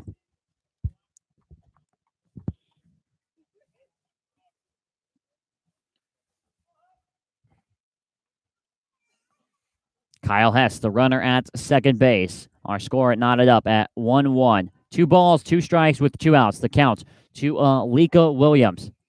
Here's the pitch from Hobbs. Line drive to short. That's caught on a hop by Murray. The throw on to first beats Williams by a step, and the Braves cannot get the runner in. It's nobody scoring off of 1 hit, no errors, and the 1 runner left on base. Now we head to the top of the 6th, still tied up. You're watching the Bourne Braves on YouTube.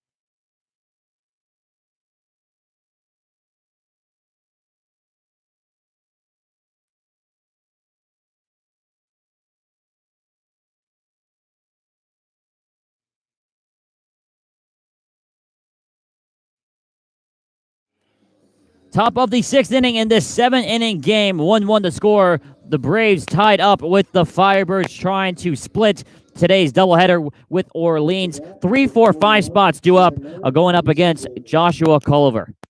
Culliver's going to have to get the meat of this lineup out in the top of the 6th. The later innings, this game still tied in hits and runs. Both teams with 3 hits and 1 run.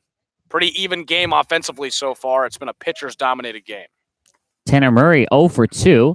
Takes a first pitch strike from Culliver. Struck out his first time and flew out his last time. That was against Mac Lardner. This time we have the righty-on-righty matchup. Here's the 0-1. Ground ball to third. Morissette's got it on a hop, throws on to first base, and plenty of time for an easy first out of the 6th. Nice play by Morissette. Pretty routine ground ball. We saw him struggle with a ball earlier on an error back in the 4th inning, but he cleans it up there with a nicely fielded ground ball for the first out of the inning. Zach Kokoska now steps in. He's 0 for 1. He was hit by a pitch back in the 1st inning. First pitch here is a strike on the outer half of the plate. He grounded out to first base last time. And the very dangerous Josh Zamora is on deck. Ground ball here to shortstop. That's Glowinski. He throws on a hop, and it's past the first baseman and out of play. And Kokoska's going to get second base on the air by Glowinski. Yeah, that'll easily be a throwing error on Glowinski that just skipped right in front of Curtis all the way over to first. Next, number 8, Josh Zamora. Just not a great throw by Glowinski. It was a very routine out, and now Orleans has a runner over at second in a 1-1 game in the later innings with Zamora, who homered in his last at-bat, right now in the batter's box. He's got 2 home runs all season, both of them coming against the Braves, one opening night and one back in the 4th inning. And he's a chance to give Orleans the lead here with the runner Kokoska over at second base. Culliver sets, now fires. That pitch way outside. Burns having to do a diving act to keep that one in front. Nice job. 1-0 the count. Yeah, an athletic play by Burns to keep that one in front of him and catch that wild pitch from Culliver. Keeps Kokoska over at second. 2 errors on the Bourne side. That last one can certainly come back to haunt him. It's going to take a lot from Culliver to keep that runner at bay. Here's the 1-0. That one in the zone, and the count evens up at a ball on a strike. Rob Emery is on deck for the Firebirds. He's 0 for 2 with 2 strikeouts. So if you're Culliver and the Braves, you definitely want to get the out here and go up against Emery, who's been having some struggles up at the plate. 1-1 the count here, and a 1-1 tie in the top of the 6th. Here's the pitch. This one is in the zone. I think that one might have been outside. Peter Burns does a great job of framing it up, and he gets the call. Burns had to move around for a little bit on that 1-1 pitch, yeah, but gets the outside corner. And Culliver's ahead in this 1-1-2 on Zamora, who's got the only run for Orleans in this game. I wouldn't be surprised if they go right back to that same pitch. 1-2 the count. Culliver kicks, fires. And that one just misses outside. I don't know, Sam. To me, that one looked like a better pitch than the one just before. Yeah, that was pretty close, but it evens up the count 2-2. Culliver has to remain focused on this at-bat. If he misplaces a pitch, he could surely pay for it. Yeah, Josh Zamora definitely has the power. Hit a no-doubter earlier and in opening night. Arm getting loose over there for the Braves in the bullpen, just in case things go a little haywire. Here's the 2-2 to Zamora. This is fouled down the right field line, and we'll do things once again at 2-2.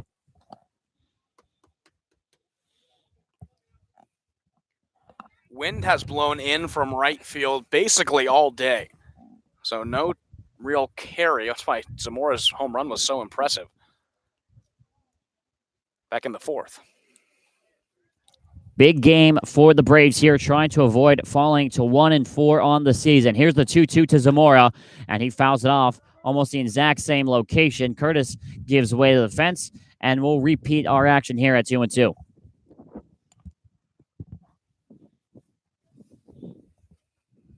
Four out of the 5 teams make the playoffs in each division. And right now it's Bourne and Hyannis up at the bottom of the division right now. Young season, a long way to go, but a good start is always appreciated, especially when you get to those later games when it comes down to the final games. Here's the 2-2. Swung on and missed, strike 3. That's a big out. Number 2, Culliver strikes out Josh Zamora. Culliver turns to the heat on that 2-2 pitch and waves it by Zamora, who homered in his last at-bat. A hard swinging strike 3 for the second out. Culliver trying to keep that runner over at second and not allow the Firebirds to get the lead here late in this game. It falls on to Rob Emery here. 0 for 2, 2 strikeouts here, 2 away in the top of the 6th inning. The runner at second base is Zach Kokoska. Reach via air. Here's the first pitch. Foul down the right field line, and Culliver gets ahead of him, 0-1. Both teams have had opportunities to go ahead in this game, especially the Braves have had runners at third and a runner at second, couldn't cash in any of those opportunities, and now Orleans with an opportunity of their own to go up in the sixth with the runner over at second. Culver comes set, takes a peek over at second, hands meet up at the belt. Here's the 0-1. This one is fouled straight back under the legs of Curtis and the umpire, and Emery is down behind in the count 0-2.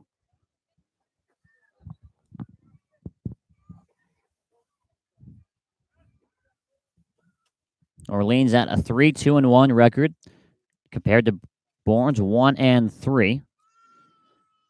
Braves trying to pick up their second win of the season in as many days. Here's the 0-2. That one just misses the zone, little bit outside. Emery lives to see another pitch, 1-2. Yeah, Burns did a good job of framing it, just couldn't get the call, an outside pitch that couldn't quite catch the corner. Culver still in a pretty good spot out there on the mound, 1-2. Culver sets. Big at bat here in the top of the sixth. Here's the 1-2. Breaking ball misses out and high, and the count was up at 2-2. Culver hasn't gotten him to chase the two balls he's thrown. He'll have to turn to something else. Doesn't want to put Emery 3-2. He wants to take care of this right now. Shea Whitcomb is on deck for the Firebirds. Here's the 2-2. Foul ball down the right side, and we'll repeat here at 2 balls and 2 strikes with 2 away in this top of the 6th inning.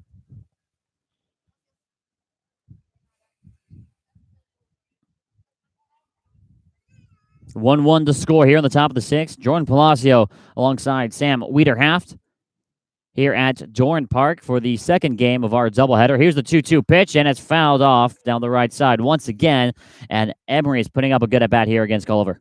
Yeah, he struck out twice. He wants to put together a good at-bat to get back on track and possibly get a run home for his club. Solid at-bat, 2-2, and he's seen a lot of pitches from Culver. He's going to have to find some way to switch it up on this next 2-2 pitch. Emery choking way up on the bats. Trying to put the ball in play. Here's the 2-2 pitch. That one just misses. A little up, a little outside, and the count runs full at 3-2. These have really all been close from Culver. He's just not getting the call. That pitch was trying to get the upper outside corner. Couldn't get the call, and now it's 3-2. 3 balls and 2 strikes. The count to Rob Emery. Joshua Culver trying to get himself out of this top of the 6th. Here's the payoff pitch. Line drive to short. Glowinski's got it on a knee, and they do get out of the 6th inning. We're going to head to the bottom of the 6th, all tied up 1-1. Bourne is going to have a chance to take the lead before the final frame here on the Bourne Braves Baseball Network.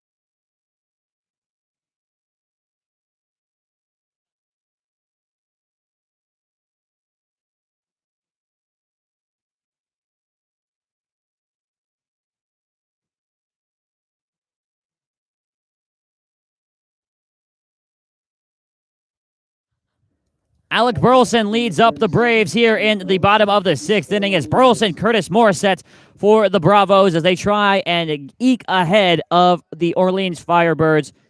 And Sam, what a big time to get a run would be right now for the Braves. Yeah, absolutely. And Burleson's due for a hit. He's gotten contact on 2 great pitches. Those coming from Scaro, now a new pitcher. First pitch he looks at is outside, ball 1. You mentioned it.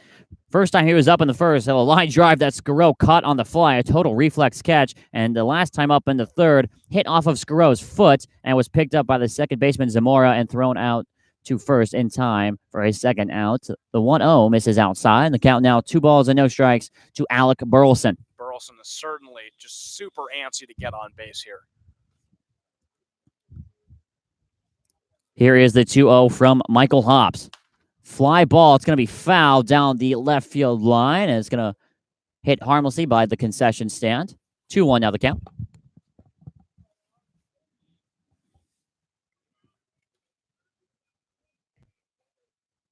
And Hobbs didn't like the baseball he was given from the home plate umpire. Switches it out. And we're resetting here. 3 balls and 1 strike. They count to Alec Burleson.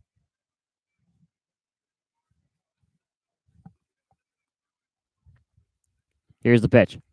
This one misses outside. Now it's 3-1. The scoreboard out there in center field was off by a ball. It's all right. It's correct now, at least. 3-1 to count to Burleson, and he's not a guy you want to make a mistake to. Yeah, Burleson is all geared up for this 3-1 pitch. He's going to try and show his power. Here we go. 3-1 to Burleson. Ground ball to first base, and is under the glove of Rob Emery, and Burleson might take second. There he goes. The big man can run, and the throw is in time. They got him at second base. What a play from Daniels, cleaning up the mess that Rob Emery made, and it is a loud out number 1 for the Braves. Wow, that ball skipped underneath the glove of Emery, and it was perfectly placed in no man's land as right fielder Zach Daniels had to run over for it, as well as the second baseman for Orleans, Josh Zamora, also had to run over for it too. It was perfectly over there. They didn't really have a chance at it, and a great throw got Burleson over at second. Just a tough break for the Braves and Burleson again. Wow. A.J. Curtis now for the Bravos takes a first pitch strike. How about a 9-6 putout in the scorebook? You don't see that too often, do you? No, not at all. A.J. Curtis now tripled his last time, was stranded over at third base. Here's the 0-1. Swung on and missed. Strike 2. Falls behind 0-2. Cody Morissette on deck. He's over 2 with 2 strikeouts. This is the part of the lineup that's going to want to put Bourne ahead going into the top half of the 7th. Yeah, pitchers getting loose on both sides for both teams. Here's the 0-2. Chopped down the third base line. It's going to be a tough play. Whitcomb throws on the first, and it's nowhere near in time. A.J. Curtis showing off the wheels, beats out an infield single. Well, Curtis in his last at-bat was able to leg out a triple, and he shows off the wheels for the first baseman from Cal State Fullerton. Gets on with the infield single, and that's going to be key with 1 out and Morissette coming up. Cody Morissette's 0-2 with 2 strikeouts, like I mentioned. Be a great time to get his first hit of the season here in the bottom of the 6th inning, only playing 7 innings in this doubleheader. 1-1 to score between the Firebirds and the Braves. First pitch is in the zone, strike 1, right at the knees. Good pitch there from Hobbs. Yeah, Morissette's been sat down twice today. Hasn't had the best of luck through his first week here in the Cape Cod Baseball League. He's looking for a clutch hit to turn that all around in the bottom of the 6th. Hobbs takes a pizza at first. And now kicks the leg, fires home, off speed. Morissette fans at it. And it is 1-1 now. Or 1-2, rather, sorry.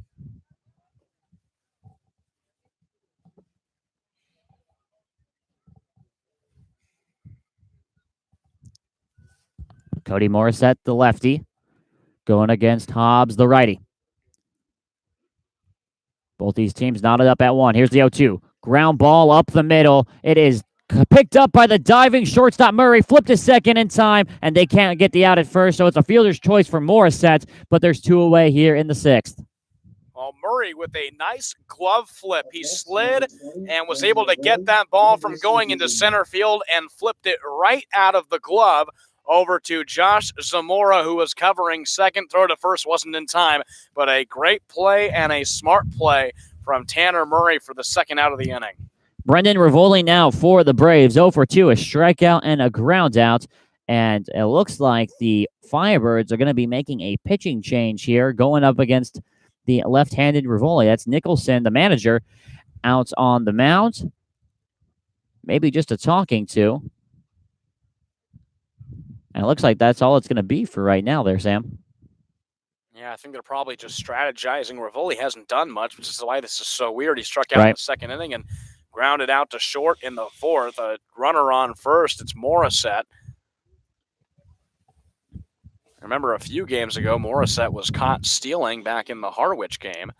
But just some simple strategy here to try and figure things out with 2 outs and make sure Morissette doesn't get anywhere further and try and break this tie. Yeah, you mentioned it's a little bit odd given that Rivoli right now on the season is 0 for 13 with 5 strikeouts. But it still is going to be Hobbs, the pitcher, going up against the lefty Rivoli. Morissette, the runner at first.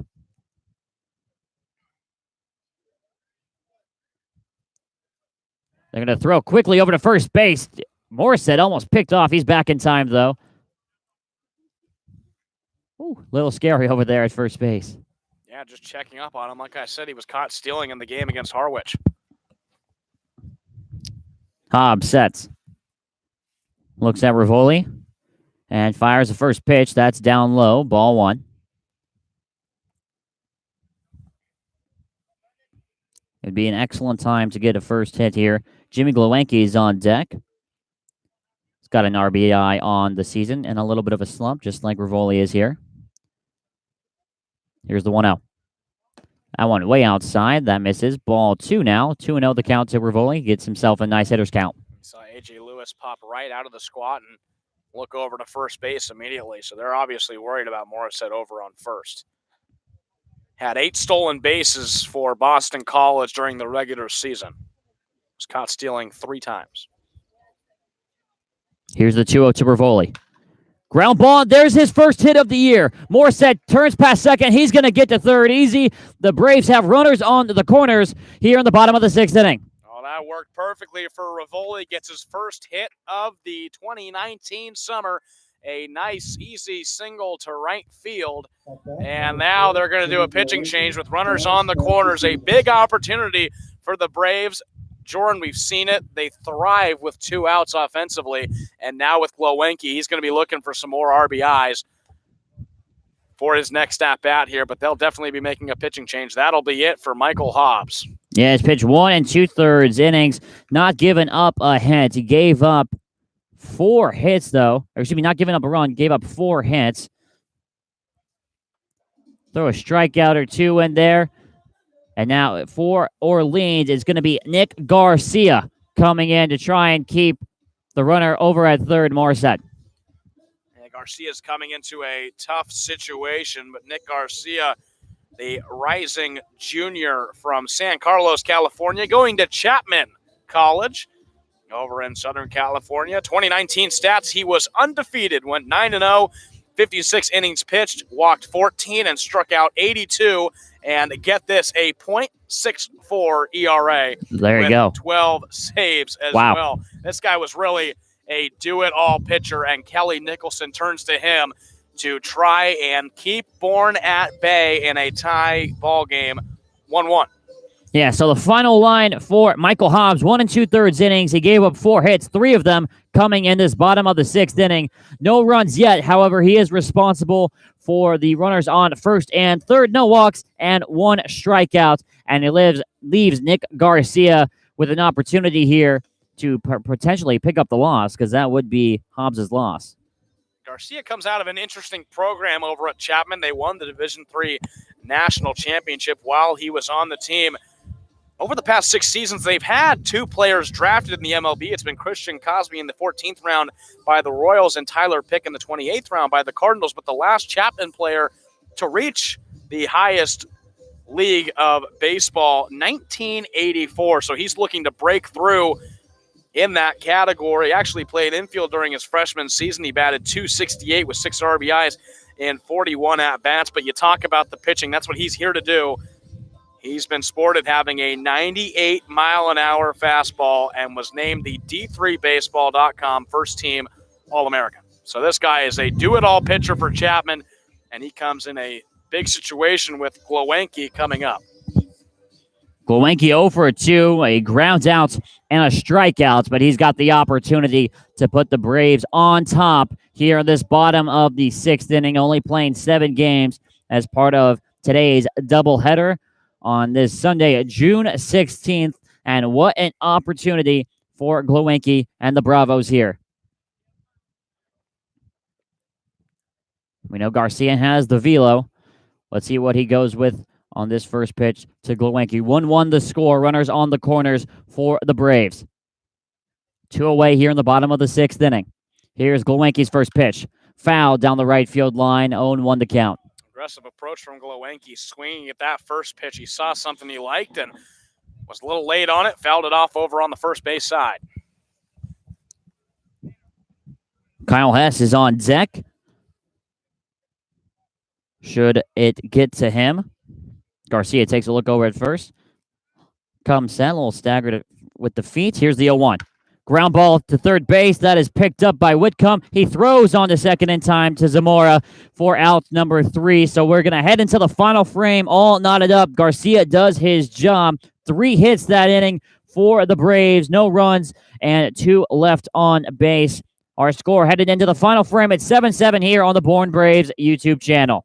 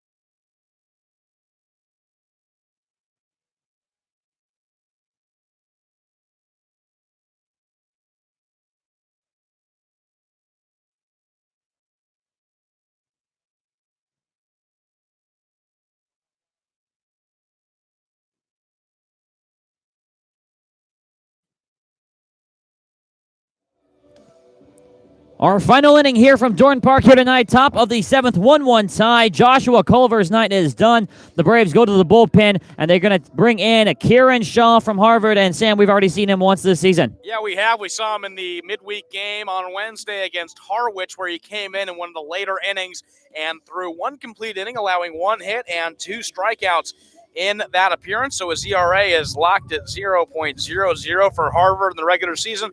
He went 1-3, so not too bad. 3.96 ERA in 25 innings, so didn't get a ton of experience.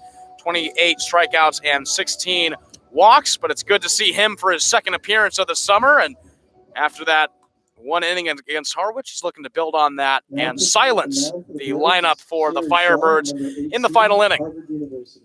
The final line for Josh Culver's 2 innings pitched, no hits, no runs, no walks, and 2 strikeouts, and it doesn't get any better than that. Culver did a really nice job of holding the game as it stands, and like I said, not even giving up a hit there, Sam. Yeah, absolutely. Came in for another solid relief appearance. We saw him in the game against Harwich. He gave up a home run, but that home run that he gave up was very questionable right down the line. So, again, does his job out of the bullpen.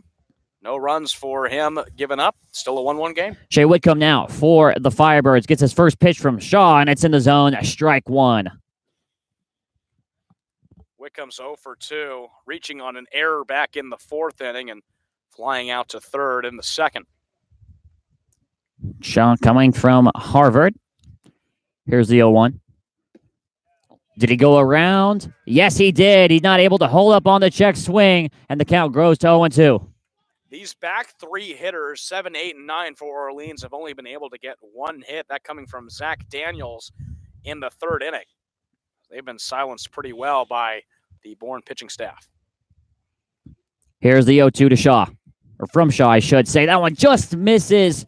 That was a great pitch. Shaw turned around and thought it was strike 3. So did the Braves dugout. 1-2 the count nonetheless. There have been so many close pitches, particularly on that outside corner Doesn't get the call there. I'll see a 1-2 pitch now. And here is the 1-2. Nub down the first base line. Lots of spin on that one. Curtis got it. Flips on to Shaw for out number 1.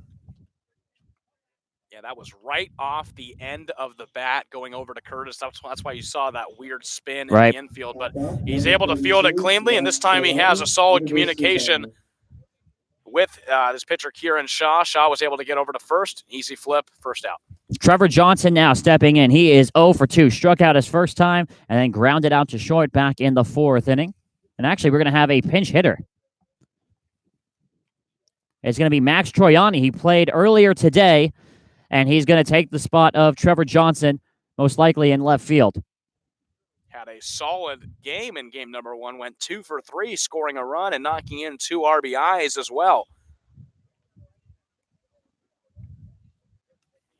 First pitch to Troiani, and that misses down low for ball 1.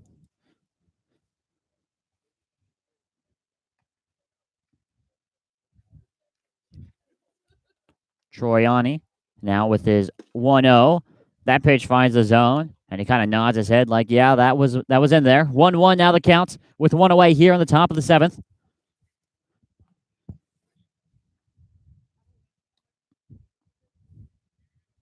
Kieran Shaw fires the 1-1 off speed, and it's fouled off. Troiani gave a big hack at that one. Lucky to get a piece of it. 1-2 now the count. That's a beautiful off-speed pitch, taking it back a little bit for Kieran Shaw that Troiani couldn't catch up to. Troiani was also a part of that clan that all stole a base in game number 1. Yeah.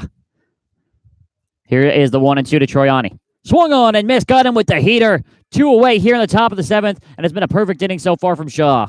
He took him off speed on that 1 strike count and then put him right back with the fastball, got him swinging, and totally had him fooled with that pitch. Now 2 outs, and Bourne looking to get back up through their lineup and win this game. They'll have due up 8-9 and back to the top with Xavier Warren. Zach Daniels now. He is 1 for 2. Singled back in the 4th and struck out his last time against Culver. Now, in each of his at-bats going up against a different pitcher, he faces Shaw here in the 7th. First pitch, right on the black for strike 1.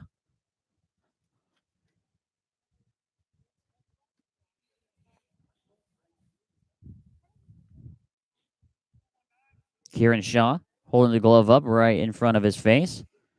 Now steps, kicks, and fires. Here 0-1. That's fouled off. Barely nubbed the end of the bat. And Daniels quickly falls behind 0-2. Daniels in a tough hole against Kieran Shaw. Shaw's been very good through the first 2 outs in this inning. Now looking to shut the door on Zach Daniels. No balls, 2 strikes, 2 outs here in the final frame. Top of the 7th inning. Here is the pitch to Daniels. That's in there. Strike 3. He got him looking. Good morning, good afternoon, and good night. Bring him up and knock them down. Zach Daniels. No hits, no runs, nobody left on for the Firebirds. The Braves will have a chance to walk it off here on the other side of the break. 1-1 the score, and you're watching it here on the Braves Baseball Network.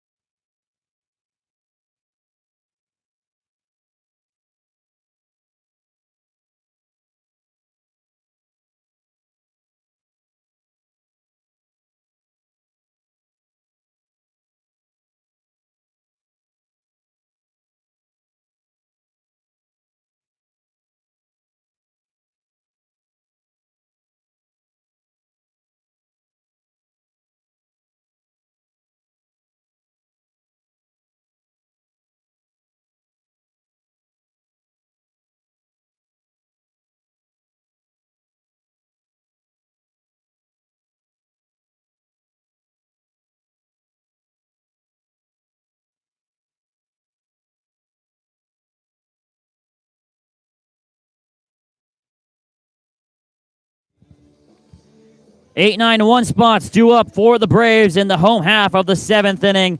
Kyle Hess, Peter Burns, and Xavier Warren due up. Kyle Hess, University of Pittsburgh. Going up against Nick Garcia, Sam. This back part of the lineup trying to win the game for the Braves. They can win it with one swing of the bat, but they've been held at bay since the bottom of the third inning. And the only way for the Braves to win this game is going to be via the walk-off.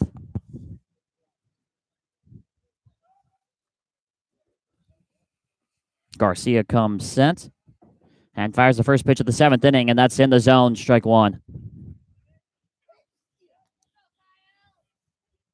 Hess got a single in his last at-bat in the 5th, was able to reach over to second on the sacrifice bunt from Pete Burns, but wasn't able to get home as Xavier Warren struck out in a ground out on Alika Williams, next batter.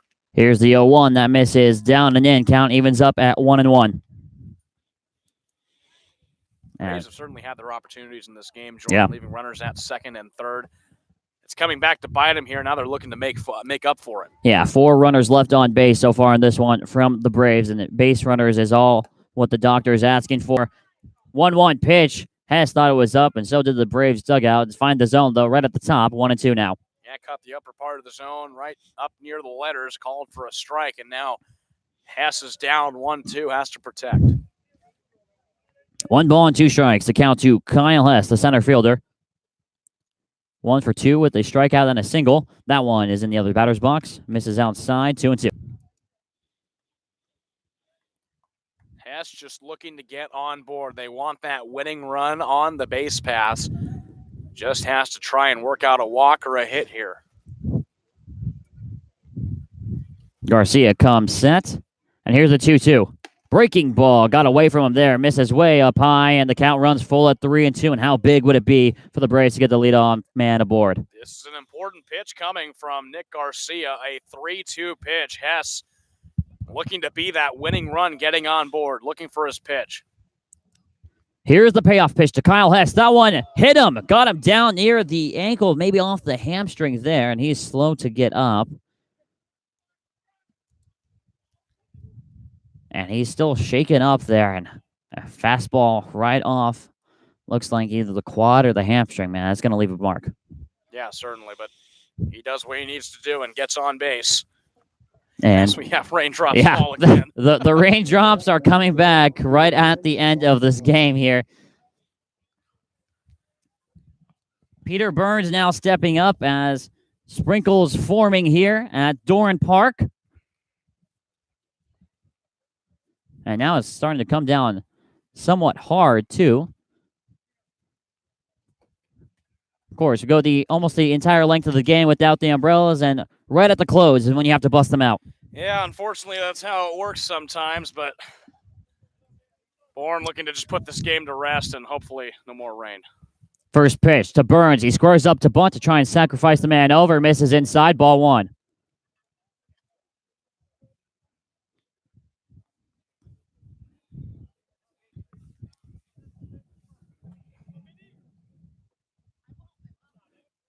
Want to know the count to Peter Burns here in the bottom of the 7th. He squares up to bunt, and he drops a beautiful one. Garcia's got one play. It's the first base. He almost threw it away, and he is called out. It's a bang-bang play. He almost beat the throw, like I said, but he does his job, and the winning run stands at second base. And Peter Burns has done his job twice now. That's his second sacrifice bunt and gets Hess over to second. Again, we've seen the same situation back in the bottom of the 5th inning. That time, Xavier Warren struck out looking, and Alika Williams grounded out over to short. So no runs coming home there, but they have Hess over at second.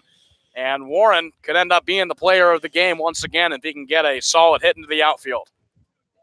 He does have that opportunity to be the hero. The runner at second is Kyle Hess, who was hit by a pitch and then bunted over to second, and Xavier Warren has the opportunity to win Bourne's second game of the season and advance them to 2-3 on the year. Garcia comes set. Kicks and fires the first pitch to Warren. Big swing and a miss, and I think Warren saw the fence there on that pitch. He's looking to do what he did last night. That was a very tough swing from him on a first pitch strike, was aiming for the fences, just needs to calm down and relax a little bit here in this at-bat. Garcia checks his sign, now comes set. Here's the 0-1. That one finds a zone, and Xavier Warren very quickly falls behind 0-2. Yeah, not good. He's in an 0-2 hole. He has to find something to hit here to possibly just get Hess over to third. And Garcia shakes off a sign.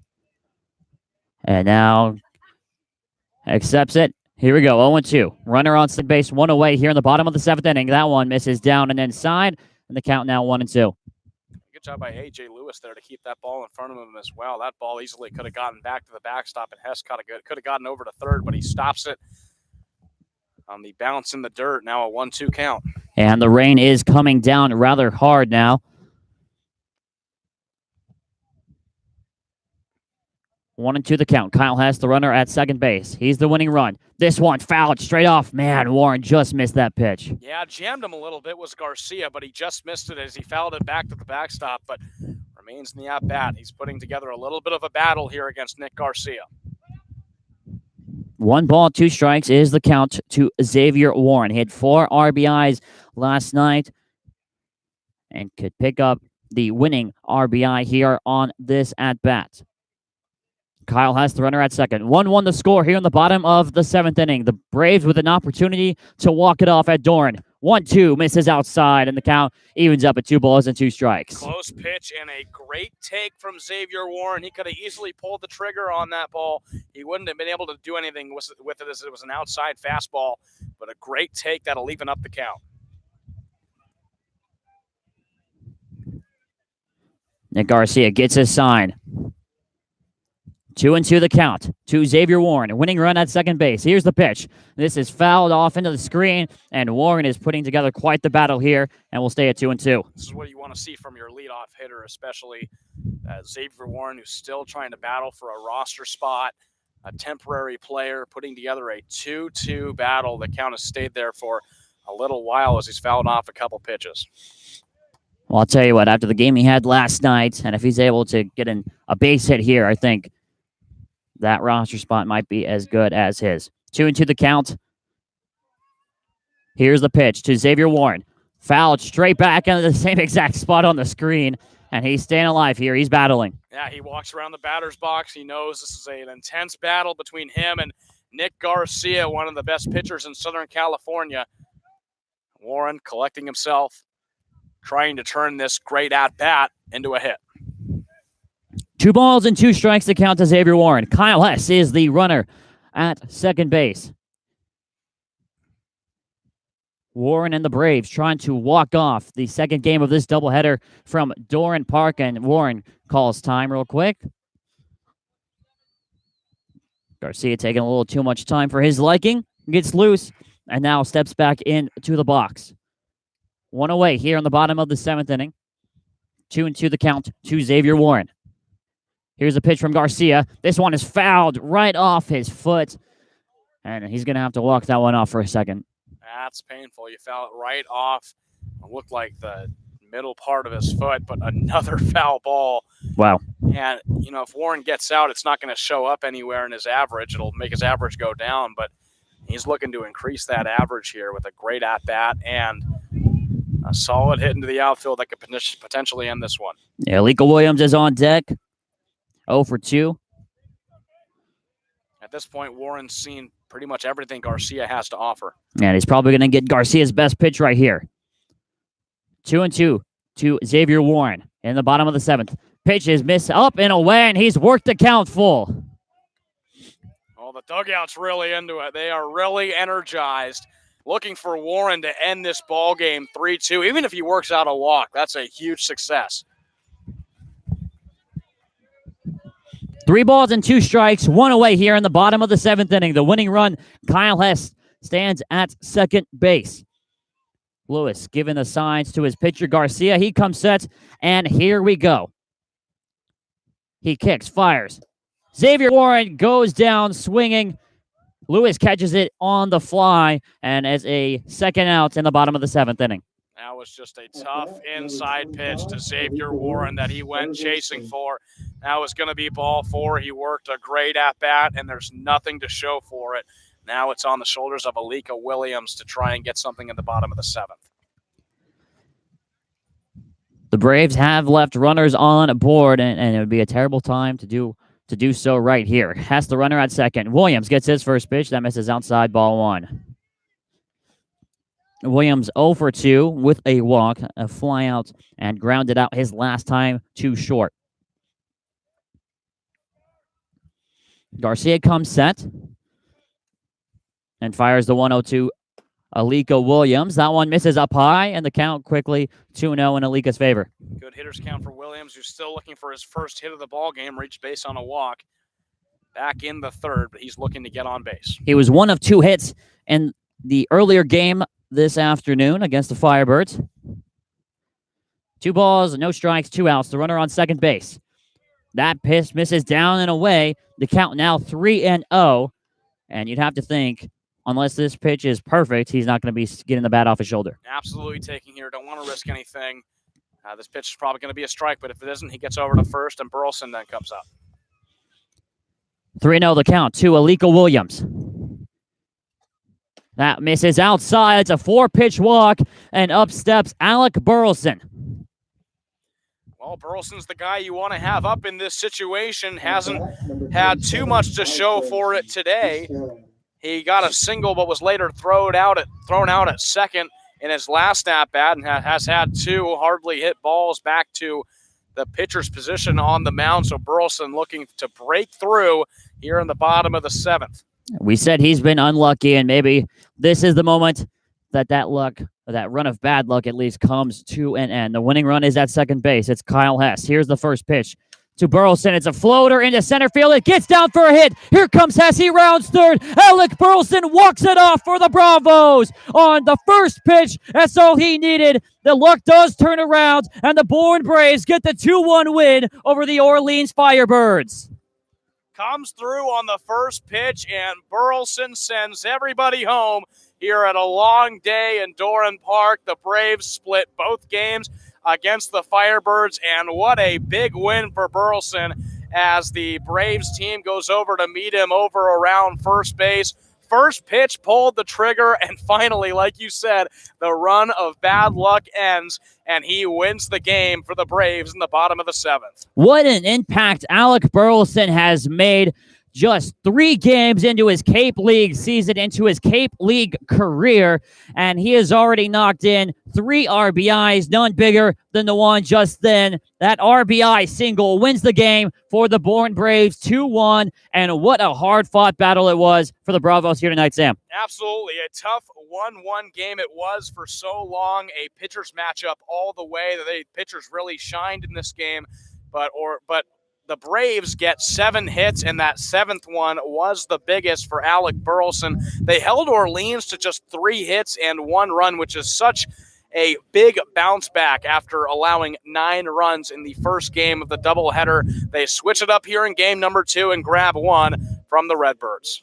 So our final line score so far today, the Orleans Firebirds 1 run on 3 hits, 0 errors, and they left 4 on base. And for the Bourne Braves, 2 runs, 7 hits, 2 errors, 4 left on base as well. Kieran Shaw is going to pick up the win.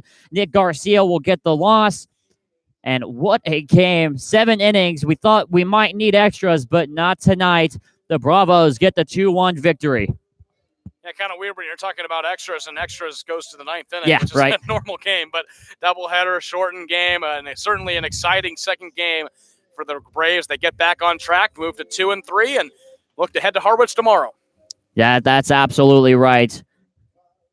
Harwich tomorrow, rain in the forecast. We hope to get that game out there. That game has already been scheduled 2 different times, and it's going to be a good one indeed if it's able to go. The Braves get 1 win on the evening. They split the doubleheader with Orleans. Our final score here is from Doran Park, 2-1. The Bravos over the Firebirds. That's going to be all from us here tonight. For Sam Wiederhaft, I am Jordan Palacio, and for the entire Bourne Braves organization, we wish you a good night, and we will see you tomorrow. Good night, everybody.